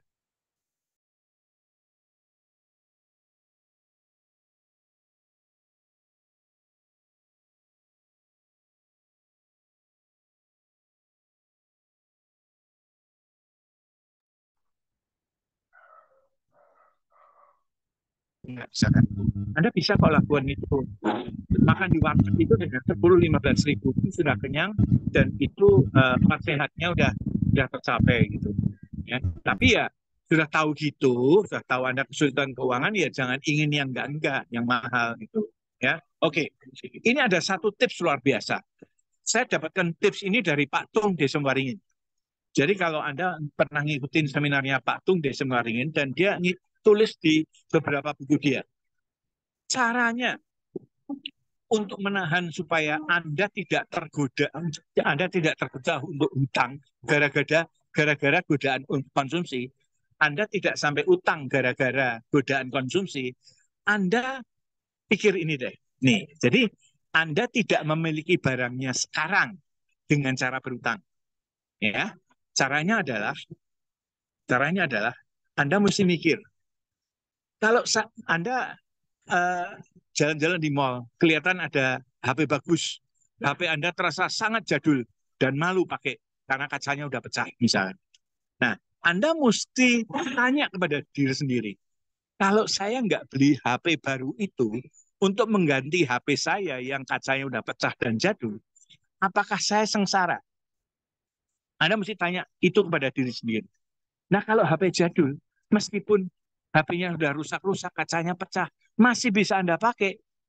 Dan kalau Anda utang, akan menimbulkan masalah. Anda lakukan, jangan beli, jangan itu. Nah, itu cara menahan godaan konsumsi yang menurut saya luar biasa. Dengan cara Anda tanya pada diri sendiri. Karena orang itu kebanyakan menghindari sengsara dan mengejar kebahagiaan. Gitu. Anda dengan beli HP baru, Anda mengejar kebahagiaan. Gitu. Nah, tapi itu Anda mengejar kebahagiaan. Coba Anda memang jangan beli itu, jangan Anda kejar kebahagiaan itu, tapi Anda mikir coba, apakah saya sengsara? Ya sengsara malu aja, tapi sengsara secara ekonomis enggak. Nah, lakukan yang kedua. Ya, jadi ingat ya, jadi pertama godaan emosi itu, godaan konsumsi itu Anda harus mengelola emosi. Cara mengelola emosi yang gampang adalah dengan cara Anda mesti membedakan mana kebutuhan, mana keinginan. Satu cara lagi untuk menghindari godaan konsumsi adalah kalau saya nggak beli itu dengan berutang, ya, apakah HP jadul saya ini membuat saya sengsara? Enggak, iya, jangan dibeli deh. Itu adalah dua tips luar biasa untuk menghindari godaan konsumsi. Ya, saya masuk topik yang nomor 4. Berikutnya ya, Pak Adit, tolong. Di topik nomor 4 ini, saya akan bahas ada peluang bisnis. Wah, ini dia. Contohnya apa? Dekat-dekat Lebaran, itu biasanya kalau Anda yang hobi bikin kue, hobi masak, dan sebagainya ini, wah, ini permintaan akan kue kering. Saya itu pinter bikin nastar. Dan nastar bikinan saya itu kok enak gitu. Nah, cuman mau mau apa ini mau dapat peluang bisnis karena pesanan kue-kue kering itu melonjak selama Lebaran, Anda nggak punya apa ini, nggak punya modal, tapi ada peluang bisnis. Wah, Anda mikir untuk minjem, nggak salah sih, nggak salah. Tapi Anda harus ingat prinsip yang pertama. Kalau Anda mau minjem karena ada peluang bisnis, atau misalkan contohnya macam-macam lah, Anda udah jelas ada satu obyekan ini, istilahnya sabetan ya, atau ada satu peluang bisnis gimana Anda tahu sendiri apa ada satu perusahaan itu butuh beli ini, tapi dia nggak mau karena ngambil dari beberapa sumber. Kebetulan Anda tahu sumbernya ini dan Anda bisa dapat keuntungan. Oh, ini perusahaannya baik kok. Biasanya kalau sudah disuplai seperti Anda jadi supplier satu perusahaan, sudah supply seperti ini, itu dibayar kok. Nah, dari situ keuntungan saya 10% kok kira-kira. Ya, paling dalam waktu sebulan sudah bisa dibayar. Nah, di sini Anda kalau pasti perusahaan itu akan membayar Anda bisa ambil peluang ini. Karena Anda utang dari kartu kredit atau utang dari bahkan pinjol pun.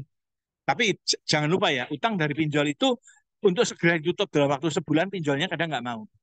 Ya, kadang nggak mau. Nah, utang ini Anda mesti utang dari pihak yang lain. Ya, utang tanpa agunan. Dan utang tanpa agunan pun biasanya karena mereka ngincer tuh untung dari bunga. Jadi mereka pun kalau sudah sebulan mau dilunasin nggak mau. Ya, Anda mesti utang dari pihak lain yang gimana dalam waktu sebulan itu Anda bisa nutup. Di Glodok itu banyak sekali utangan-utangan elektronik seperti ini. Jadi artinya utang elektronik untuk beli satu oven misalnya, oven ini dipakai untuk bikin kue kering misalkan, ya. Pihak Glodok itu mau kok ngutangin, jadi bayar utangnya sebulan itu 2%.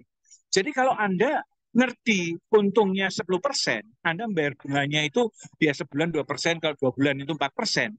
Bunganya itu jauh, jadi apa? Hasil dari ngutang ini, returnnya jauh lebih besar dari utangnya, dari bunga utangnya jauh lebih besar. Ya ambil aja udah. Ini yang disebut utang yang baik. Ya, oke. Saya tadi lupa cerita tentang kenapa orang kaya kok jadi lebih kaya. Ya, karena mungkin pada saat Anda ikut seminar ini, itu kan salah satu tagline-nya saya akan membahas kenapa orang kaya kok bisa kaya dari berhutang. Oke, tak kasih penjelasan begini ya. Tak kasih penjelasan gini. Sekarang ada dua orang kaya ini. Orang kaya A dan orang kaya B. Saya selalu cerita ini kepada murid-murid CFP saya. Ada dua orang kaya, si A dan si B. Si A dapat proyek. Proyeknya ini kalau selesai, dalam waktu setahun selesai lah. Dia akan dapat 15 miliar. Cuman untuk memulai proyek ini, dia mesti keluar modal 10 miliar. Nah, si orang kaya ini mikir, wah, ini yang punya proyek itu Bunafit. Saya kenal juga, nggak mungkin dia ngemplang proyek. Dan proyek ini kalau berhasil saya selesaikan, saya dapat 15 miliar. Tapi karena saya kekurangan duit, saya harus minjem. Atau misalkan saya punya duit 10 miliar. Ya, saya punya uang 10 miliar. Sorry, orang kaya yang pertama ini, si A ini, punya uang 10 miliar. Kalau proyeknya selesai, setahun selesai, akan dapat 15 miliar. Nah, berapa return dari si orang kaya yang pertama ini? Berapa return dari si A? Dia modalnya 10, dia akan dapat 15 M. Jadi return itu adalah cuannya. Jadi cuannya 50% kan. Dalam waktu setahun. Dia naruh deposito di mana yang bisa menghasilkan 50%. Tapi karena orang kaya, dia bisa aja dapat proyek begini. Kesempatan bisnis atau ada peluang bisnis itu lebih banyak daripada kita-kita yang bukan orang kaya. Diambil sama orang kaya si A ini. Return dia berapa? 50%. Nah, ceritanya sekarang ada orang kaya yang kedua. Ditawarin proyek yang sama. Kalau proyek ini selesai, dia dapat 15 M, modalnya 10 M, setahun selesai. Oke, diambil sama si B, orang kaya kedua. Cuman si B ini nggak mau keluar uang 10 miliar, padahal dia punya.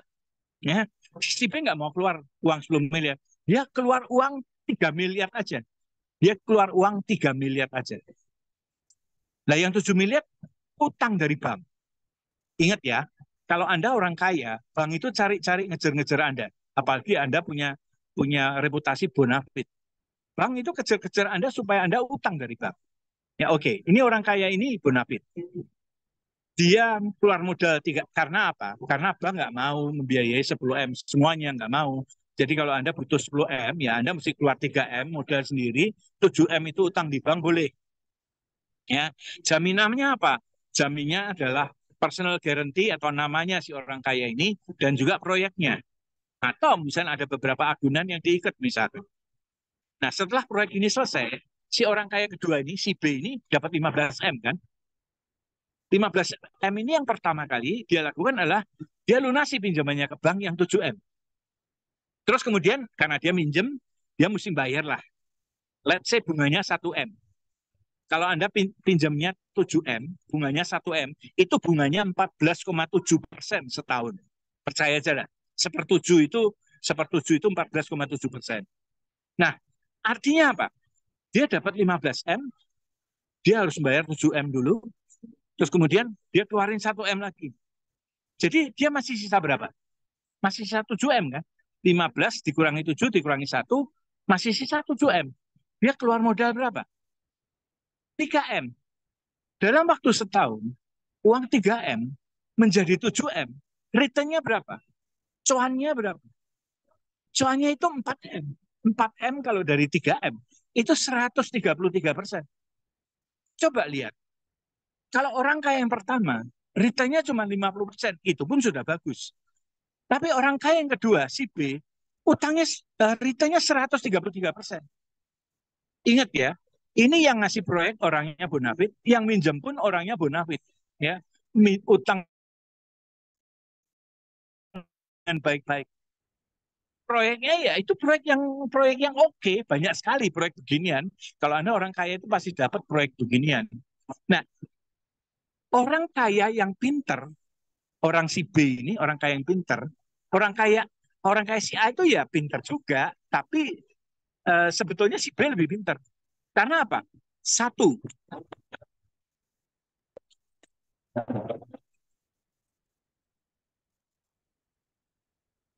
mohon maaf, saking semangatnya tangan saya itu nakal sampai HP-nya apa ini jatuh tadi ya. Oke, saya lanjutin. Suara saya bisa dengaran lagi ya. Ya, jelas jelas Pak. Silakan Pak Oke, Budi. ini kita masih cerita orang kaya si A sama si B ya. Jadi orang kaya B ini dia itu punya uang 10M, tapi dia sengaja ngutang ke bank karena dia dikejar-kejar sama bank. Terus apa yang ada dalam pikirannya si orang B ini? Kalau saya dapat proyek lagi beginian, ada 3, modal saya 10M, saya bisa ambil 3-tiganya itu. Nah, untung saya berapa? Nah, lebih gila lagi kan? Untung dia 7M dikalikan 3. 21M ya untungnya. Itu yang ada di pikiran dia. Bukan berarti dia nggak punya duit. Ya. Nah, terus kemudian si B ini juga mikirnya begini. Secara risk management, ini yang disebut risk arrangement. Ini biasanya orang kaya itu dealnya dengan investment banker untuk melakukan risk arrangement itu. Nah, dalam pikiran si B ini, nah si A itu kan risikonya 10M. Ya, siapa tahu lah proyek ini aman. Tapi gangguan terhadap proyek itu bisa aja kan. Proyek ini disabotase kayak atau apa gitu.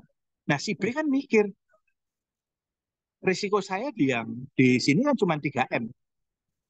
Oke, let's say proyeknya macet dan sebagainya. Ya, pinjamannya nanti kita atur-atur lagi lah. Itu yang ada di pikiran si orang kaya B. Nah, ini sebabnya orang kaya itu boleh kata nggak ada orang kaya yang nggak pernah minjem. Ya, semua bos-bos saya yang duitnya triliunan itu mau punya proyek, mau bangun mall, bangun rumah sakit dan sebagainya, itu selalu minjem dan dikejar-kejar untuk minjem itu, ya. Nah, biasanya bikin proyek itu minjem sama bank.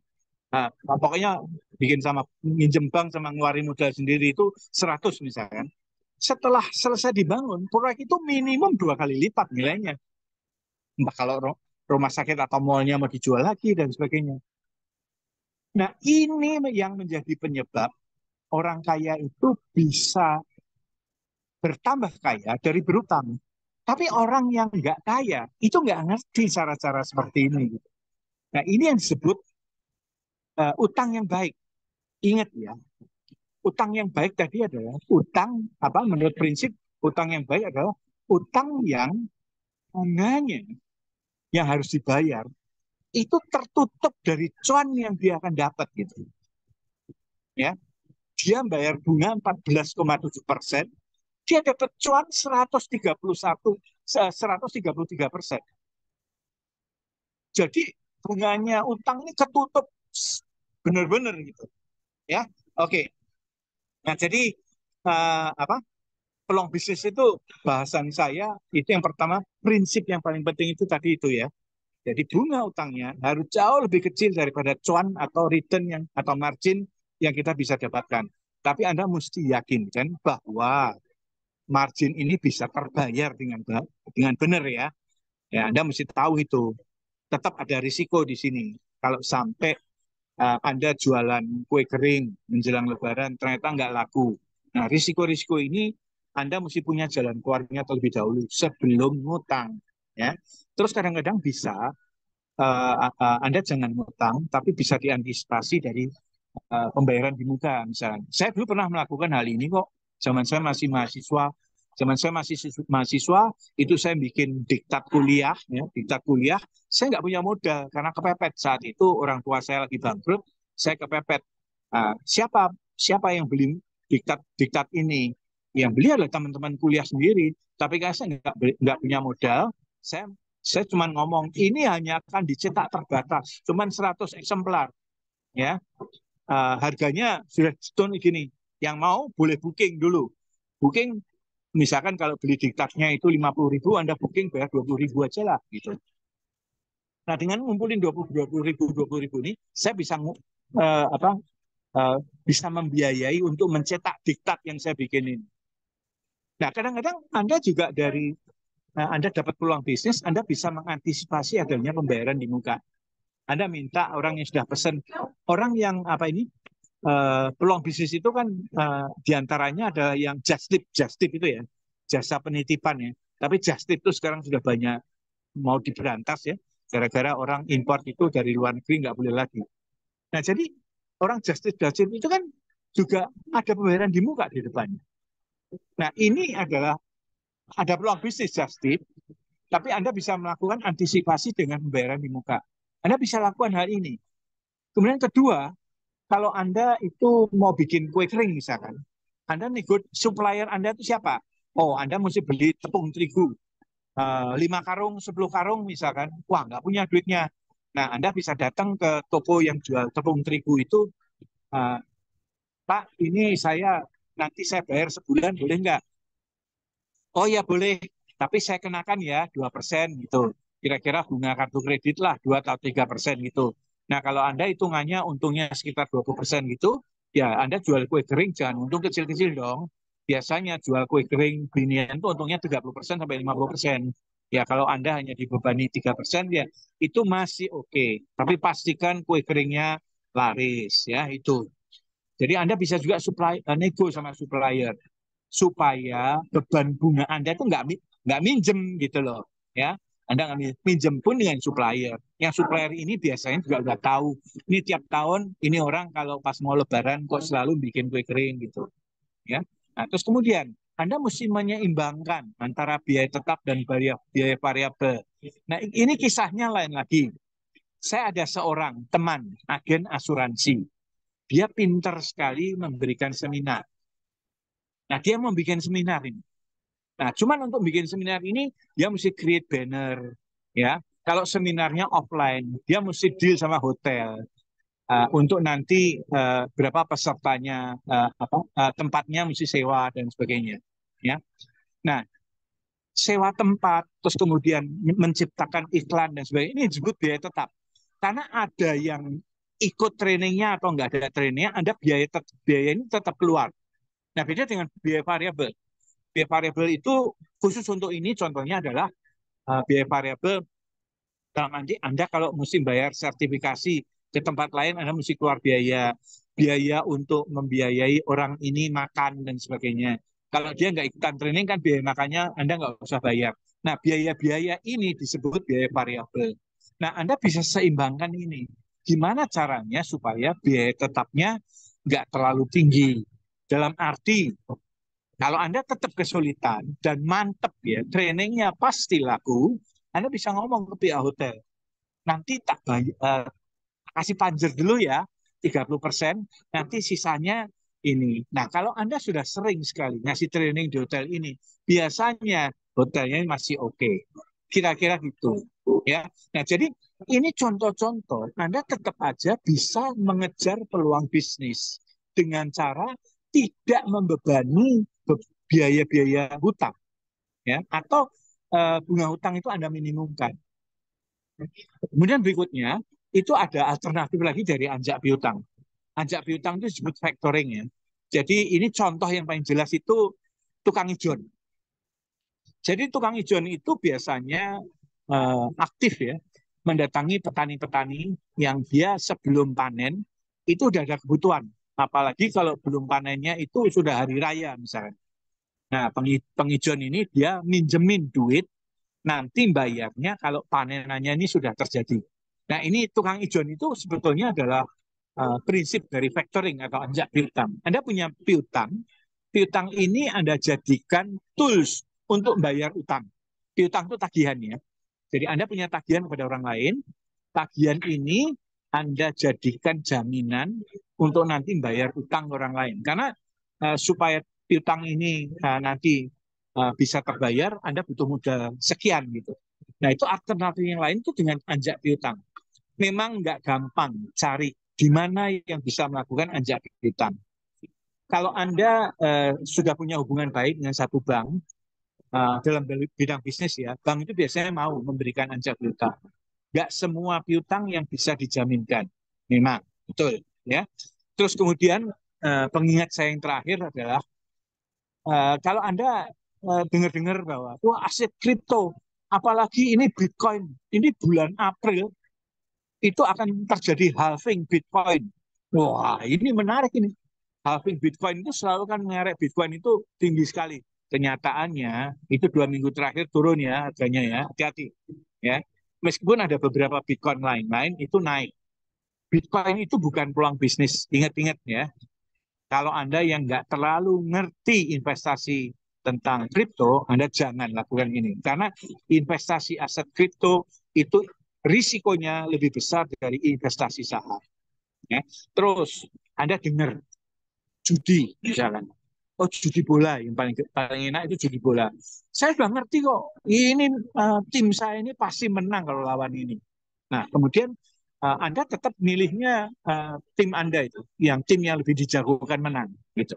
Ya, nah, tim yang lebih dijagokan menang. Biasanya kalau Anda pasang 10, Anda akan bisa dapat 13, Anda bisa dapat 12. Artinya dalam sekali taruhan Anda returnnya 20-30%. Nah itu Anda kumpulin. Tiap ada pertandingan Anda taruhan. Ini yang taruhan bola ya. Taruhan itu juga judi ya. Anda taruhan itu judi. Nah, tapi kan kalau kalau kalah dan bahkan kalau seri Anda nggak dapat apa-apa. Jadi ini sebenarnya bukan peluang bisnis atau investasi yang berisiko misalnya. Anda minjem dari tempat lain, bayar dari kartu kredit misalnya. Dari kartu kredit bayar bunganya 3%. Saya taruh di satu investasi, sebulan bisa dapat 5-6%. 2 kali lipat aja. Memang returnnya cuma 3%. Tapi pasti gitu. Nah, jangan lupa ya, orang yang berinvestasi memberikan return yang besar, itu risikonya biasanya besar. Tapi orang itu kadang orang yang apa terperosok dalam investasi bodong. Semua investasi bodong itu penyebabnya itu satu. Karena orang itu greedy, orang itu serakah. Aku taruh di deposito itu, aku taruh di unit link itu, aku taruh di situ, returnnya itu bisa 6-7%. Sedangkan kalau aku minjem uang untuk bisa aku beliin investasi return tinggi ini, bayar bunganya cuma 3%. Ini pemikiran yang salah besar. Ya, jadi bayar bunga 3%-nya itu udah pasti, tapi penghasilannya ini ya kalau kebetulan kalau investasi bodongnya itu belum macet, itu Anda benar-benar dapat 5-6% itu benar itu. Ya, zaman Indosuria, Wana Arta maupun Jiwasraya masih belum terbelit eh, masalah asuransi deposito begituan, itu returnnya oke gitu. Ya, tapi jangan jadikan ini peluang bisnis. Oke, saya berikutnya di cara mengendalikan risiko. Saya cepat aja. Ya, kalau Anda seorang financial planner, Anda seorang financial educator, berikutnya ya Pak Adit, ada cara mengendalikan utang dengan cara kita hitung berapa debt service ratio kita. Ya, jadi negara itu kalau utang itu Ibu Sri Mulyani itu sangat-sangat memperhatikan berapa debt service ratio. Debt service ratio itu adalah rasio di mana jumlah semua cicilan hutang itu dibandingkan dengan penghasilan bersih itu berapa persen. Nah, biasanya kalau penghasilan 100 itu jumlah cicilannya 35 itu dianggap debt service rasionya masih baik. That's why kenapa kalau kita ambil KPR minimum penghasilan kita adalah 3 kali cicilan. Jadi penghasilan bulanan kita 100, cicilannya 33, misalkan. Nah, Anda KPR-nya itu masih oke. Ya. Nah, jadi bank itu pertama kali juga akan lihat memanfaatkan debt service ratio ini. Tapi bank nggak bisa ngelihat bila di luar cicilan KPR itu ada utang-utang lain yang mesti dibayar atau enggak. Jadi pertama cara mengendalikan itu adalah kalau mau utang maksimum sepertiga dari penghasilanmu aja. Sisanya ya itu dipakai untuk hidup. Anda untuk hidup kan butuh dana, ya. Yang kedua, rambu-rambu untuk membatasi utang itu adalah dengan membandingkan aset kita itu berapa dan hutang kita itu berapa. Nah, menurut textbook perencana keuangan, maksimum utang kita itu nggak boleh lebih dari 50% aset kita. Tapi sekali lagi, Anda bisa mengendalikan cara ini kalau Anda punya pencatatan yang rapi ya. Nah, kalau Anda nggak punya accounting pribadi yang mencatat semua aktivitas keuangan pribadi Anda, ya Anda nggak bisa melakukan pengendalian dengan cara seperti ini. Nah, sekarang balik ke orang berhutang itu ada sisi positif dan ada negatifnya ya. Jadi kita udah bahas tadi, orang bisa mendapatkan keuntungan penghasilan dari adanya peluang bisnis. Karena return dari peluang bisnis ini lebih besar dari bunga utang yang kita mesti bayar. Jadi ini utangnya utang positif dong. Atau kita bisa keluar sementara dari keadaan kesulitan atau defisit keuangan. Sehingga bulan depan kalau kita nggak defisit lagi, ya jadi defisit jangan sampai berlarut ya. Kalau nggak defisit lagi, kita bisa keluar dari kesulitan sementara. Ya itu kan sisi positif juga. Terus bisa juga kita bisa membeli sesuatu yang harganya demikian mahal, ya, uh, supaya kita bisa bisa bisa melakukan hal itu, gitu ya. Nah, contohnya adalah rumah. Anda kalau nggak punya duit untuk beli rumah, terus Anda nabung dari sisa penghasilan Anda setelah dikurangi pengeluaran, nggak akan kekejar harga rumah itu. Jadi, paling bagus sih kalau Anda ngambil KPR. Ya, dan rumah itu adalah rumah untuk Anda tempatin sendiri bersama keluarga kecil Anda. Karena apa? Karena dari semua pinjaman konsumsi, jadi pinjaman yang digunakan ya, tidak untuk bisnis ya. KPR itu adalah pinjaman konsumsi yang paling baik dan sangat disarankan oleh seorang perencana keuangan untuk keluarga muda daripada ngontrak terus, daripada nebeng di kompleks mertua indah, ya. Nah jadi dan KPR itu bunga consumer loan yang bunganya paling rendah. Meskipun sekarang bunganya bisa belasan persen, tapi tetap aja, ya daripada Anda ngontrak, Anda nggak dapat rumah itu. Kalau Anda bisa gunakan uang kontrakan ini untuk menjadi cicilan KPR, itu lebih baik. Ya, itu yang ketiga. Nah, yang keempat, bisa aja kita berutang tanpa bunga. Contohnya utang ke supplier, ya. Utang yang nggak pakai bunga itu utang ke supplier ya. Kadang-kadang suppliernya itu mengenakan bunga. Tapi kalau sudah nggak kenal dengan baik, kadang-kadang juga enggak. Nah, tapi yang repot adalah di next slide dampak negatif dari kalau kita berutang. Ya, sorry, Pak Adit, ini kita udah sampai slide terakhir nih, Pak. Jadi apa dampak negatif dari orang berutang itu? Ya, nah, jadi hutang itu menimbulkan kewajiban untuk membayar pokok sama bunganya. Jangan lupa bunganya ini adalah passive expense. Ya, maaf ini yang membantu saya untuk manage slide. Slide-nya udah 2 slide ke depan. 3 slide ke depan malah. Ya, 1, 2 lagi. Sekali lagi dan sekali lagi. Ya. Oh ya, untuk Anda yang sudah mendaftar dengan baik atau Anda sudah masuk dalam WA group temporary yang akan dihapus kalau seminar Anda selesai, Anda boleh mendapatkan materi materi saya ini, ya. Nah, kita sampai di satu slide sebelum thank you, Pak. Dampak negatif adalah Pak, kalau kita berutang. Satu ya, utang itu hari gini jarang sekali. Utang yang tanpa bunga itu susah. Utang dari kerabat, teman yang mau ngutangin nggak usah bayar bunganya itu susah. Yang paling gampang adalah utang dengan bayar bunga, gitu.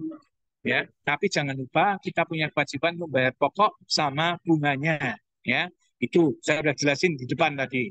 Satu, kalau Anda menjaminkan aset Anda untuk berutang, ya, kalau utangnya nggak bisa dibayar, asetmu bisa disita. Ini nggak enaknya orang utang itu. Terus kalau utangmu sampai macet, baik pinjol apalagi bank, itu bisa membuat status kita masuk dalam daftar hitam di Bank Indonesia. Masuk orang-orang yang nggak boleh berutang lagi. Nah, problem ini dialami oleh seorang mahasiswa yang konsultasi ke saya. Jadi dia begitu lulus untuk dapetin kerjaan, untuk nutup pengeluaran dia sementara, dia itu minjol gitu loh. Nah, akibatnya terlibat biaya sampai nggak bisa bayar dan si mahasiswa ini masuk daftar hitam. Nah, pada saat dia ngelamar di perusahaan-perusahaan, dia nggak diterima. Satu perusahaan yang nolak dia ngomong bahwa Anda masuk daftar hitam Bank Indonesia. Mohon maaf, kami nggak bisa menerima. Meskipun Anda masuk spesifikasi karyawan yang akan kami rekrut. Nah, efeknya sampai seperti itu. Jadi minjol itu merusak generasi muda. Ya, jadi jangan sampai seperti itu. Ingat-ingat, blacklist Bank Indonesia itu sadis banget. Ya, nantinya pada saat kita sudah bisa bekerja pun, ya, kita mau ambil KPR, Anda nggak bisa ngambil KPR kalau status blacklist kamu itu masih ada di Bank Indonesia. Nah, untuk mengeluarkan status blacklist di Bank Indonesia ada caranya, tapi ini sudah larut, saya mungkin nggak sempat bahas ya. Terus kemudian yang terakhir tentunya uh, tadi saya sudah jelasin ya, kita bekerja keras itu untuk kepentingan yang memberi pinjaman gitu. Karena apa? Orang yang memberikan pinjaman itu sudah membebankan pinjaman-pinjaman yang nggak terbayar itu kepada cicilan Anda. Ya, ingat itu. Bodoh sekali. Anda kalau utang dari kartu kredit, apalagi dari pinjol. Karena orang yang bayar cicilan dari situ dengan baik-baik, itu ikut membiayai orang yang nggak bisa nyicil dengan benar. Ya. Dan terakhir, jangan lupa, pinjol atau kesulitan ekonomi atau utang ini bisa membuat gangguan mental sama emosional. Pertama, pertengkaran. Ya, pertengkaran sama siapa? Sama kita, sama orang yang menanggung kita, let's say. Ini kok papa sampai dikirim WA, kamu utang apa ini? Atau pertengkaran suami istri. Nah, pertengkaran suami istri menyebabkan keretakan dalam rumah tangga. Ingat ya, keretakan rumah tangga sampai artinya cerai dan sebagainya. Itu asalnya mayoritas dari dua ini. Satu adanya pil atau will, ya, yang satu main gila, ya, yang satu lagi dari kesulitan keuangan. Dua hal ini yang menyebabkan keretakan rumah tangga yang sampai cerai.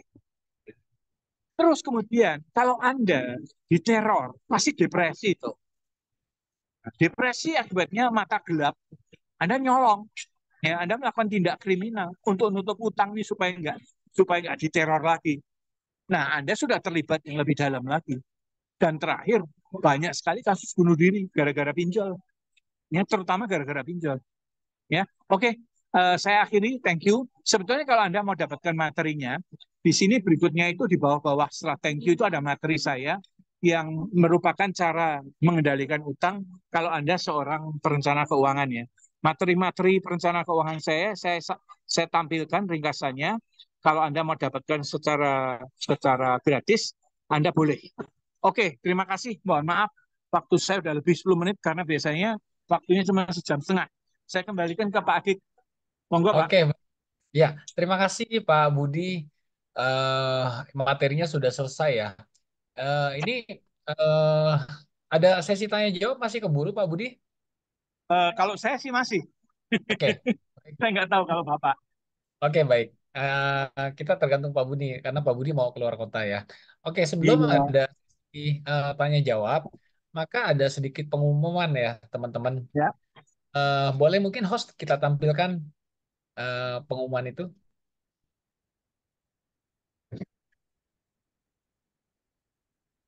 Oke, baik.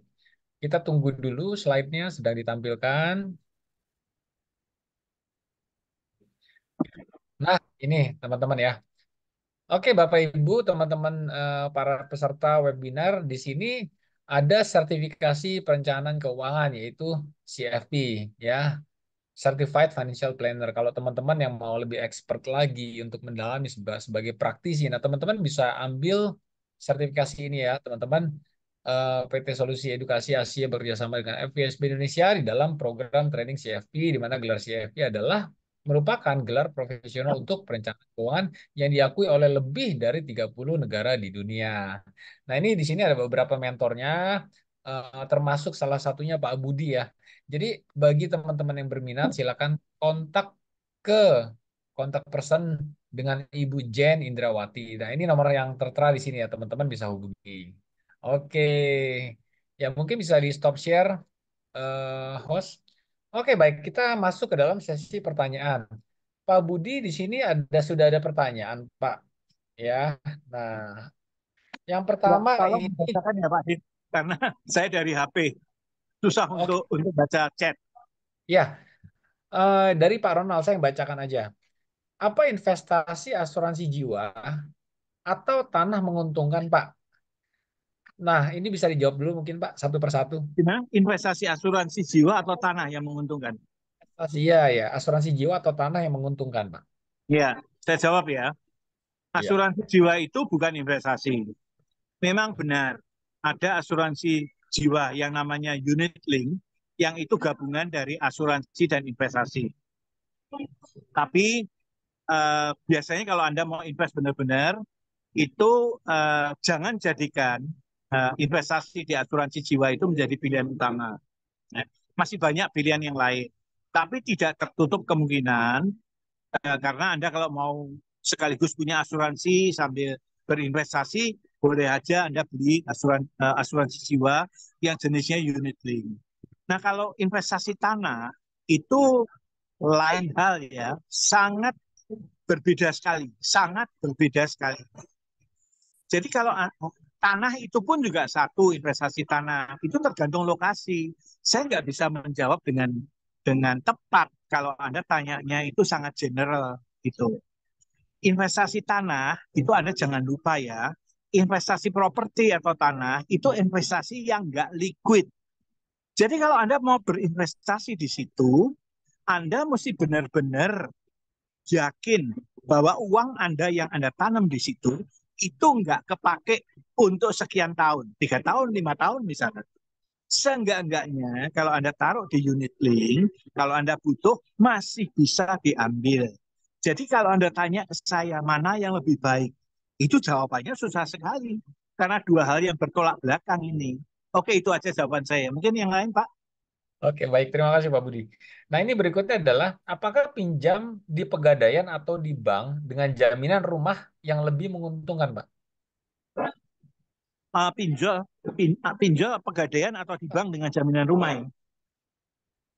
Pinjam di Pegadaian atau di bank Pegadaian dengan bukan pinjol. jaminan Ya. rumah yang lebih Pegadaian, saya ingat lagi, pegadaian menguntungkan. bukan pinjol. Pegadaian itu iya, bunganya cukup tinggi. Betul. Pegadaian itu iya, ada jaminannya. Iya. Kalau pinjol, kebanyakan nggak pakai jaminan. Mungkin bisa aja Anda pinjaman pegadaian yang online, tapi tetap aja jaminannya itu emas. Kalau melihat prinsip-prinsip di pegadaian, jaminan itu jaminan emas. Dan kalau Anda punya emas yang Anda titipkan di pegadaian, nah emas ini bisa jadi jaminan dari pinjaman online Anda di pegadaian. Tapi pegadaian itu bukan pinjol. Saya tegaskan ya, mungkin dengan kemajuan zaman sudah ada, tapi tetap tetap dengan agunan ya.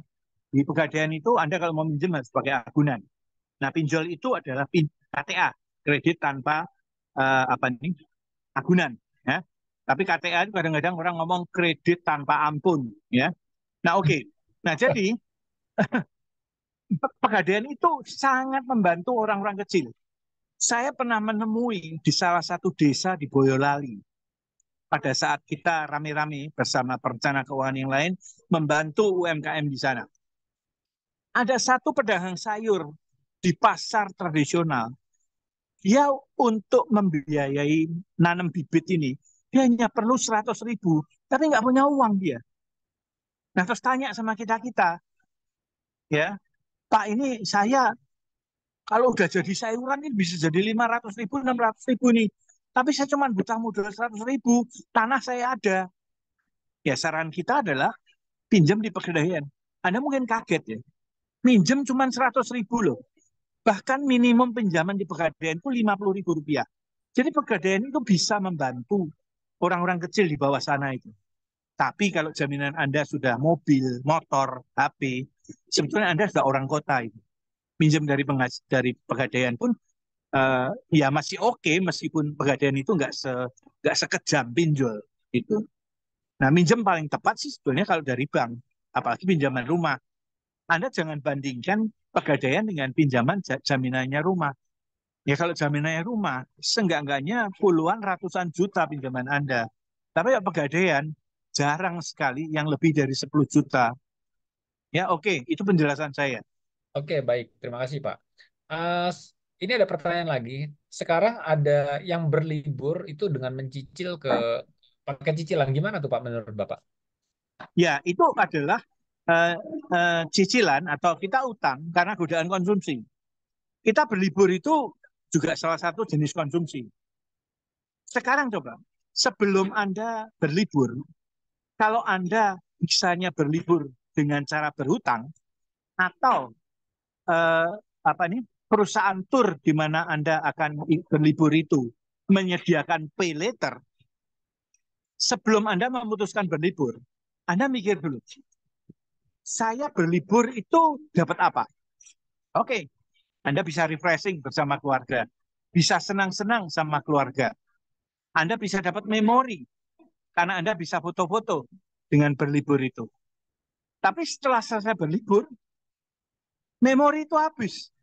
Nah, sekarang bandingkan ini ya, hal-hal enak akibat kita melakukan pay later dari liburan ini dibandingkan dengan kewajiban membayar cicilan pay laternya.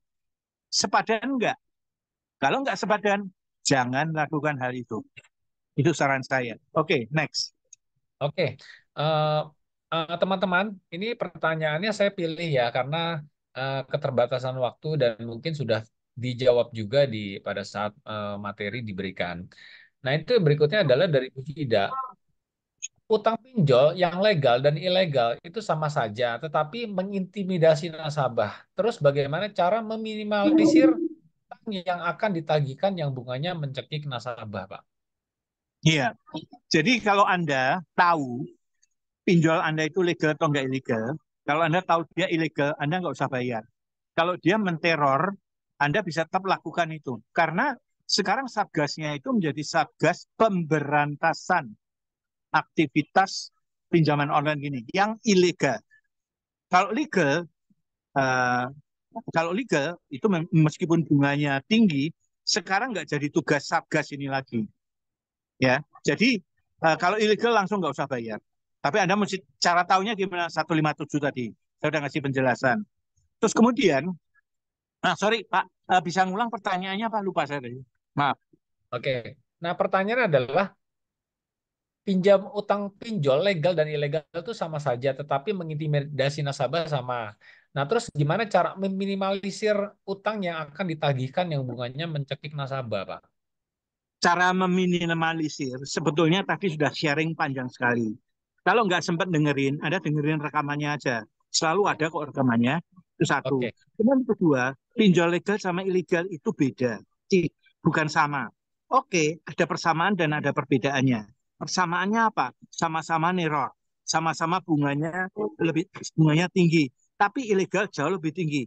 Neror yang ilegal itu jauh lebih gila nerornya. Ya, itu itu persamaannya. Perbedaannya jelas. Kalau pinjol legal, itu kalau neror, Anda sempat ngerekam dan screenshot, Anda laporin. Nanti status legalnya bisa dicabut oleh OJK. Tadi saya sudah jelasin sebetulnya. Jadi nggak sama antara pinjol legal dan ilegal. Sangat nggak setuju kalau itu sama. Betul, sama-sama teror. Tapi coba Anda nyoba. Pinjol ilegal nerornya lebih gila. Terus satu lagi ya, Anda juga mesti jangan gaptek ya. Jadi kalau kita melakukan pinjol, legal maupun legal sih harusnya enggak ya. Apalagi kalau legal, Anda tuh pasti akan diminta menjawab. Jadi Anda silahkan memperkenankan membuka akses ke apa phone address yang ada di HP Anda. Nah, kalau pinjol ilegal, kalau Anda nggak say yes, itu nggak bisa Anda minjem. Ya Anda jangan lakukan ini karena apa? Cara neror dia adalah dengan seluruh kontak yang ada di HP kita, itu dibiayain semua. Oh, Budi Soeharto nggak bisa bayar gini-gini, utangnya segini, dan sebagainya. Bahkan dimalu-maluin. Yang Waduh. paling cilaka, pinjol ilegal ini, Hmm. pernah ada dikirimin gambar-gambar nggak senonoh. Ini hobinya si Pak Budi Soeharto itu yang beginian. Nah, yang gitu coba. Oh, Beda oke. ya, pinjol legal sama ilegal itu berbeda. Saya nggak setuju kalau itu sama. Oke, next. Oke, bahaya sekali ya, Pak. Oke. Bahaya. Nah, oke, ini ada pertanyaan lagi, Pak. Semoga keburu ya, Pak. Ada dua lagi. Ya. Jika kartu kredit tidak pernah dipakai, tapi ditagih annual fee. Nah, itu sudah minta ditutup, tapi dipaksa bayar annual fee dulu. Apakah jika tidak bayar akan ada resikonya yang apa yang mesti dilakukan, Pak? Oh ya, gini. Kalau Anda tuh makanya mesti, kalau Anda melakukan pencatatan sesuatu, itu ada baiknya. Ya, kalau Anda sudah ditagih untuk bayar annual fee, Anda langsung mau tutup kartu kreditnya, itu aturannya nggak bisa. Anda mesti tahu itu. Itu aturan semua bank, bukan hanya satu dua bank aja. Jadi, kalau Anda memang nggak ada aktivitas salah satu kartu kredit, Anda tutup aja. Nah, mana yang Anda jangan tutup dan Anda tutup?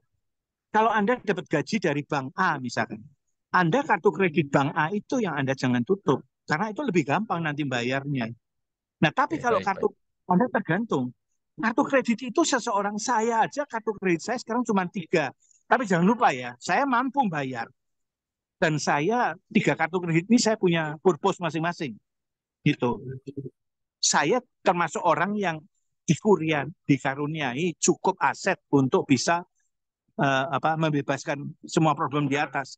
Tapi kalau Anda sudah tahu ada kesulitan, kartu kredit cukup satu aja. Memang kenapa kartu kredit Anda tetap butuh? Karena gini, kadang kita ke luar negeri, ya, apalagi kalau Anda ke Amerika misalnya. Anda ke Amerika, kalau Anda sampai sakit di sana, waduh itu nightmare. Tapi kan Anda nggak perlu bawa uang banyak sekali ke sana. Anda cukup bawa kartu kredit. Kalau ada apa-apa darurat, Anda bisa gunakan kartu kredit ini. Tapi kalau nggak ada, ya sudah. Nah, bayar annual fee itu ya memang kartu kredit itu ngasih fasilitas Anda mesti bayar annual fee itu. Nah, tapi annual fee itu bisa diatasi dengan cara ya Anda bayar cukupnya aja toh. Memang annual fee itu kalau Anda pilihnya kartu kredit Anda itu gold, ya pasti lebih mahal dari kalau silver. Apalagi kalau platinum, apa lebih gila lagi yang black, ya. Black card itu lebih mahal daripada yang platinum. Nah, jadi Anda mesti pandai memilah-milah itu, ya. Jadi di sini saya ingin mengembalikan, kalau kita bisa mengambil keputusan secara bijaksana, kita nggak akan pernah mengalami kesulitan-kesulitan semacam itu. Oke, next Pak Adit. Oke. Pak, ini satu pertanyaan lagi apa keburu atau kalau enggak memang di Masih close saja, Pak? sebelum, karena saya sudah Oke. diganti. Iya. Oh ya, oke siap Pak. Nah, ini Ya, kalau pinjol kan cepat untuk bisnis dan bunga dapat dihandle dari keuntungan bisnis yang butuh cepat. Nah, itu apakah oke ya, tadi sudah dibahas ya Pak ya? ya. Tapi tetap untuk bisnis jangan sampai Anda minjol. Jangan sampai Hmm. minjol. Karena begitu Anda sudah bisa membayar bunganya, pinjolnya itu nggak mau dilunasin. Itu masalahnya itu. Tetap Hmm. aja kalau Anda minjem untuk bisnis, ikuti penjelasan saya tadi. Ada peluang bisnis. Trik-triknya apa aja? Minta pinjaman dari supplier, Anda bisa anjak piutang, macam-macam. Ya, jangan sampai minjol. Untuk apa saja minjol sangat tidak saya sarankan. Mungkin utang kartu kredit masih oke, tapi kalau minjol no way. Ya, itu saran saya. Oke, next. Oke Pak. Pokoknya pinjol tuh no way ya. Oke, nah itu No way. teman-teman ingat prinsipnya. Oke, Pak, pertanyaannya sudah cukup sampai di sini aja karena dikarenakan waktu sudah menunjukkan keterbatasan kita harus berpisah gitu ya, Pak. Nah, Ya. ini terima kasih atas waktunya dari Pak Budi untuk menjadi narasumber kami di IFEK ya, Indonesia Financial Educator. Nah, ini terima kasih, semoga bermanfaat untuk teman-teman semua. Maka saya ambil alih untuk tutup webinar ini dan sebelumnya kami akan tampilkan lagi slide yang tadi untuk edukasi CFP-nya. Boleh silakan host.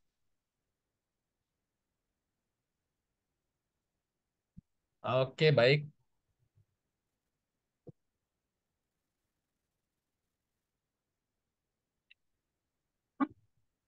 Oke, teman-teman, jangan lupa ya sesuai dengan apa yang saya sampaikan tadi ya bahwa di sini teman-teman bisa mengikuti sertifikasi perencanaan keuangan Certified Financial Planner ya.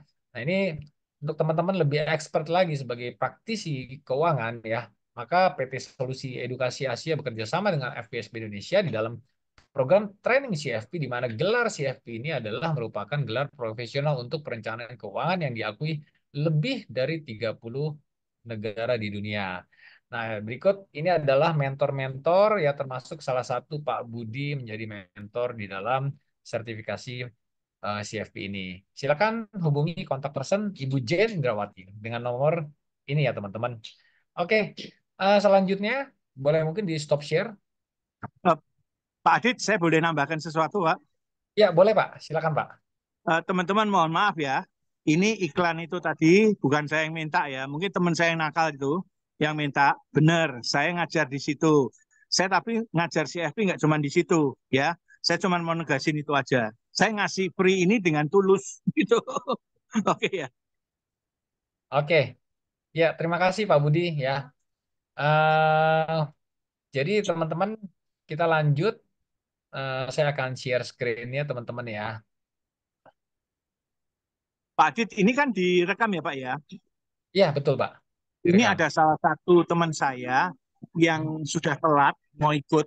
Dia baru ngeh itu setengah jam yang lalu. Dia nanya ke Hmm. saya, ada rekamannya nggak Pak? Saya ngomong ada. Saya nanti mungkin bisa dikasih info juga ya. Mesti Boleh. mesti download di mana? Oke, itu aja. Ya, nanti kita tampilkan di YouTube juga. Ya, terima kasih Pak Budi. Ya, Ya. eh, teman sekali lagi di sini ini hanya iklan aja ya. Jadi salah satu Pak Budi memang mengajar di sini dan kita memang biasa eh, apa menggunakan ajang ini webinar ini menjadi ajang edukasi ya untuk masyarakat Indonesia yang kita akan berikan secara cuma-cuma untuk di dalam webinar Effect ya teman-teman. Oke, untuk selanjutnya saya akan tampilkan kembali oke, slide saya sebentar. Oke, teman-teman, eh, jangan lupa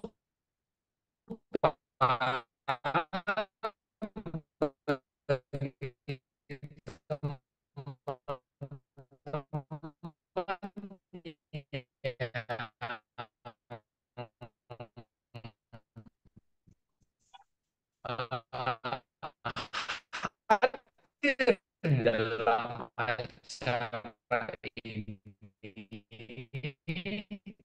ya teman-teman akan teman-teman bisa memberikan feedback, masukan dan saran untuk kemajuan efek ya kemajuan kami teman-teman bisa berikan saran dan eh,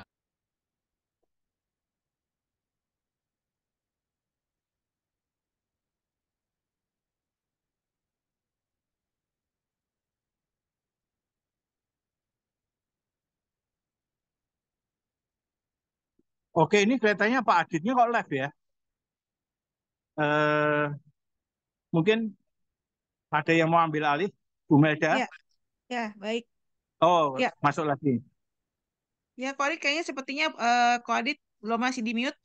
Iya, iya, sudah. Oke. Oke, mohon maaf teman-teman. Tadi reconnect karena sinyal agak kurang baik ya. Oke, teman-teman, saya lanjutkan. Ya. Nah, ini teman-teman ya. Jadi kita di eh, bulan depan, di tanggal 17 Mei, yang topik yang akan dibicarakan itu seputar dengan karir ya. Karir check up. Nah, bagi teman-teman yang mau tahu, teman-teman mau mau ikutan ya, silakan hadir di webinar bulan depan itu dengan narasumber itu Bapak Robi Hadi Subrata ya. Oke, pastikan teman-teman hadir, jangan lupa masuk link WAG-nya supaya teman-teman mendapatkan banyak informasi di sini. Oke, selanjutnya adalah